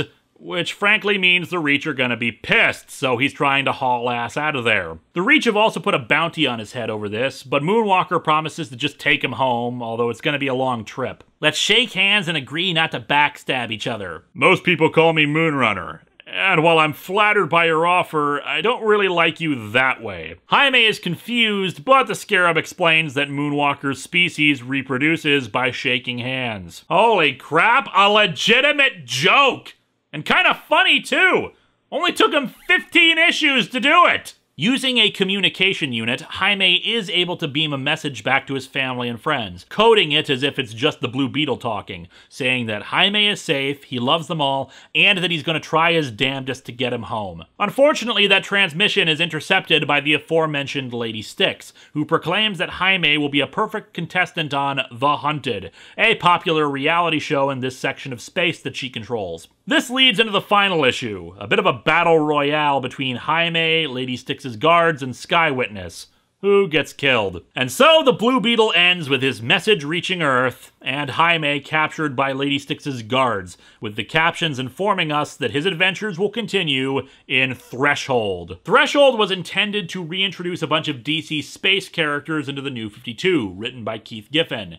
It didn't really work out as planned, and ended after only 8 issues. But before I talk about that, I think I need to discuss another issue with his solo series. You may have noticed that Jaime's book is all over the place in terms of what direction it seems to be headed in. First, it's El Paso, redoing the origin, then New York as he tries to find a mentor, then space and dealing with DC cosmic stuff. Well, I think I figured out why the book seems to lack direction. Over the course of 17 comics, this book had 4 different editors. Now, ideally, a writer should be the one who dictates the creative direction of the book, but as evidenced by stuff we've covered before, editors also seem to have directions where they want the comic to go, and will work with the writer to see those things play out. And while I have no proof of it, I think that the shifting editors on the book kept changing what they wanted the book to be. The best evidence for that are interviews with Tony Bedard. In 2011, before the book launched, he said he would build a rogues gallery for Jaime. Doesn't happen except for one supervillain. He says he wants Jaime to stand on his own for the first year, specifically saying he would not encounter Booster Gold during that time. Booster appears in issue 11. He also mentions a lot about La Dama and her roles in things. La Dama is sent away by magic in issue 5, and then is just gone. In another interview, he talked about wanting to explore street-level stuff like youth gangs, hence how they made Paco in the book, except his being in a gang was dropped after Jaime went to New York, and it's the farthest from that when he's in space. Now, if the book had continued, that certainly could have been something they were going to bring up again, but considering the sheer amount of other stuff on the plate, I doubt it. So let's talk about Threshold and the Blue Beetle. It won't take long, because his role is small, and there's a reason Threshold only lasted 8 issues. It sucks!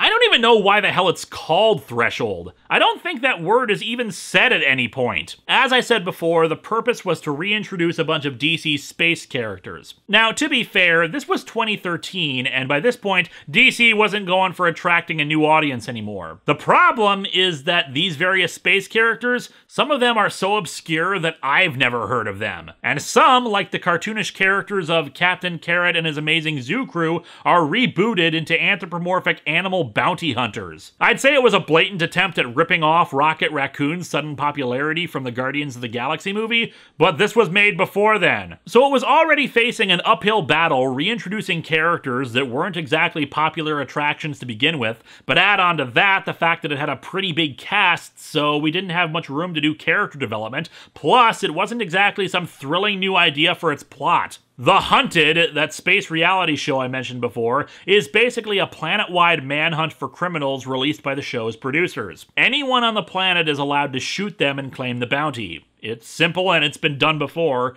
but what's worse is that it seems remarkably easy to find allies and evade the cameras. As you can imagine from the relatively boring setting and lack of star power, the book hemorrhaged readers quickly, starting at 29,000 in its first month, losing 11,000 in its second, and ending on a pitiful 8,700, less than what the New 52 Blue Beetle ended on, in fact. To make matters worse, the final issue of the book instead became some lame meta-commentary on the fakeness of reality TV and on the book's own cancellation, apparently so bitter about it that they took the one character who had an established backstory, not well known but still established and interesting, and killed him off in the last few panels for seemingly no reason. The one character who had something, and Threshold killed him as some kind of cruel joke. And you may have noticed that I didn't mention Jaime's contribution to this crap fest. Well, that's because he's such a minor character that I'm shocked they even bothered to bring him in.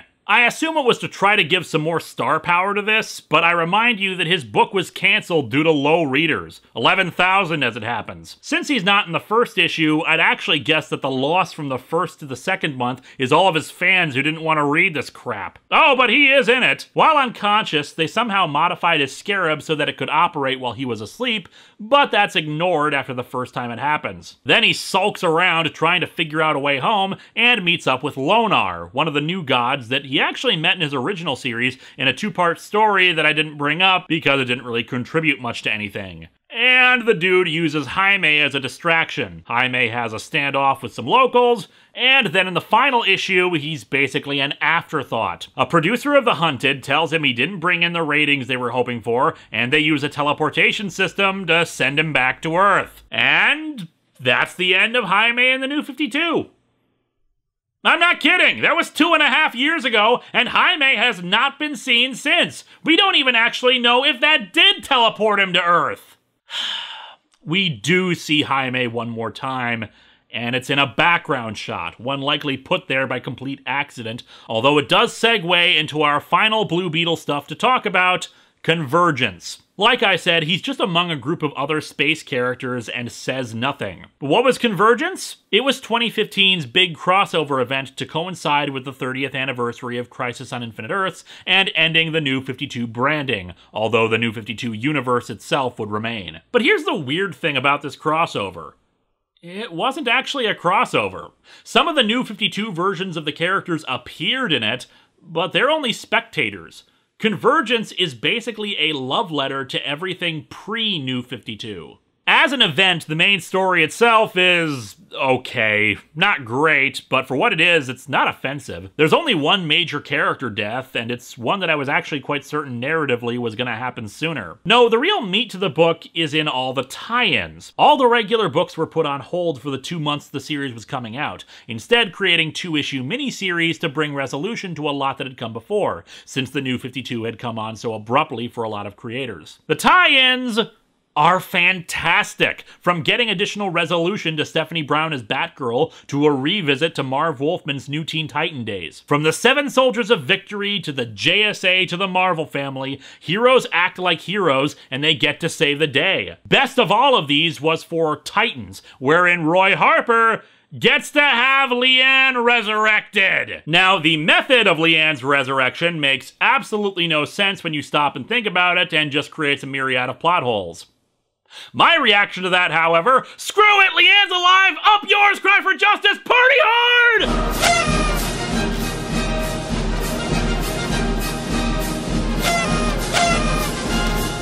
To make a long story short, Convergence's plot is about a powerful being called Telos taking cities from various parallel universes, holding them for a year under domes they can't escape from, then lowering the domes and telling them to fight one another, and whoever's champions, in other words superheroes, wins, their city gets to live. That's right, only one city will be allowed to get beyond Thunderdome. Two of the tie-in miniseries actually focus on Ted Kord's Blue Beetle. There is a third Ted that appears as part of the Booster Gold tie-ins, but he's really just there to have a final reunion between him and Booster before his ultimate fate. The first we'll cover is for Justice League International, where we see Ted has become the leader of the JLI while everyone else's powers are being dampened by the Dome. And he does it well. He keeps his sense of humor, but without Booster around, it's clearly now a defense mechanism, much like how homicide detectives will do it to protect themselves from the morbidity of their profession. Ted's barely holding it together, but he is holding it together. When Telos tells everyone to fight and they regain their powers, he's still their leader and hopes to talk things out with their opponents. In this case, a group of heroes from the Elseworld story Kingdom Come. While the JLI has some heavy hitters with them, they sadly just don't stand a chance. During the fight, Ted gets separated from the others and comes face to face with himself, specifically the Ted Kord from Kingdom Come. He was a minor character in it, but the two of them are more than happy to talk things out while fighting some of Telos' robots. Despite the JLI losing, just rendered unconscious of course, Ted does feel good about meeting the guy. And I should note that Alex Ross's design for the Blue Beetle was part of the inspiration for Jaime's outfit. He actually saw Ted in this version as the Iron Man of the DCU. Green Hornet, the Phantom, Spider-Man, Iron Man, it doesn't matter who, the Blue Beetle finds some way of being inspired by somebody else first. And yes, for those of you who keep commenting on it, Alex Ross admitted that when he was designing a more slim version of that costume for the proposed sequel to Kingdom Come, he drew inspiration from the Guyver. In addition, this costume was then the artistic inspiration for Jaime's, though it was more about having a character silhouette. The Beetle backpack, as it were, was the way they figured to make Jaime distinct, and it did so well. But yeah, the JLI book was great, managing to show the JLI at their absolute best, with a sense of humor, but not losing sight of the seriousness of the situation, yet still standing as heroes despite not necessarily coming out on top. Ironically, while that Convergence title was called Justice League International, it focused on Ted, while in Convergence Blue Beetle, it's actually focused on the Charlton heroes. And so we come to the final thing we'll be discussing. We may not have come full circle, but it's as close as we'll get, reuniting the original Charlton Blue Beetle, Captain Atom, and the Question. The Question and Captain Atom feel off, especially Captain Atom since he actually kills the Madmen during a police action, but Ted is especially on point for his Charlton version. And despite that feeling of being off, they're still overall written very well. Hell, even Tracy is helping Ted out. And you want to know what the weirdest part of this one is? It's written by Scott friggin' Lobdell. Yeah, the guy behind The Culling and Red Hood and the Outlaws. Turns out if you give him the Charlton heroes, he's actually pretty decent. How decent? Well, the opponents the Charlton heroes have are the Legion of Superheroes. And considering only Captain Atom has powers among the three, you should be shocked to learn that they actually hold their own pretty damn well. However, in the end, it's Ted who solves the problem, creating an illusion that makes it seem like their city was destroyed. That way, it gives the illusion that there was a winner in the fight. In the end, it was the Blue Beetle that came up with a way to save everyone. And thus we come to our conclusion in all this, my friends. All throughout this retrospective, people have had one question. Why the hell is this called blue skying? While as a verb, the term means to hold or express unrealistic or impractical views, I prefer the adjective of just blue sky, namely, not limited by conventional notions of what is practical or feasible, imaginary or visionary. That's what the Blue Beetle is to me. Every one of his incarnations, be it the police officer of the Fox comic, the dashing archaeologist exploring ancient tombs, the powerless genius with a sense of humor, or the teenage boy who turned a weapon of mass destruction into a tool for good, always had something imaginative about them. Keith Giffen had thought that a name like Blue Beetle was akin to parody, something too goofy to take seriously. And yet, for 70 years, the character endured and prospered. Beyond all practical reason or conventional thought about what made a traditional superhero, the Blue Beetle time and time again rose above those expectations to show it's never about the powers, the smarts, the wealth, or even the people you've been friends with. It's about the person behind the mask, the one who wears the suit. And the Blue Beetle, in all his various incarnations over the years, has worn it well. And that, my friends, is blue skying. Nothing I can do, a total eclipse of the heart. I hope you've enjoyed this retrospective, everyone. Maybe you learned something new, maybe you were rediscovering the character. In the words of Ted Cord, when you think of me, please remember to smile. 50th anniversary! Holy crap, it's Star Trek's 50th anniversary this year, and I haven't reviewed any Star Trek comics yet! Gotta go, Blue Beetle rocks!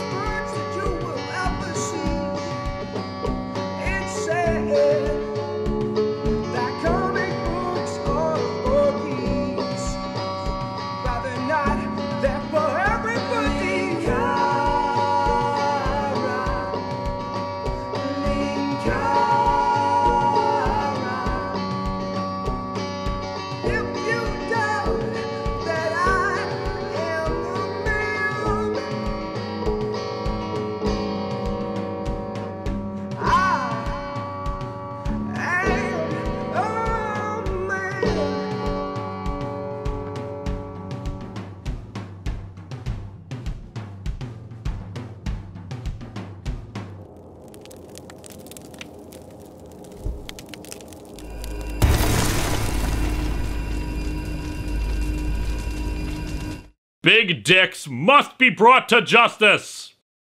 Hello, my friends. Please take a moment to like this video, subscribe to the channel, and click the bell for notifications on new video releases. If you'd like to support future videos, you can check out my Patreon or purchase a t-shirt via Teespring or Shark Robot. Thanks for watching!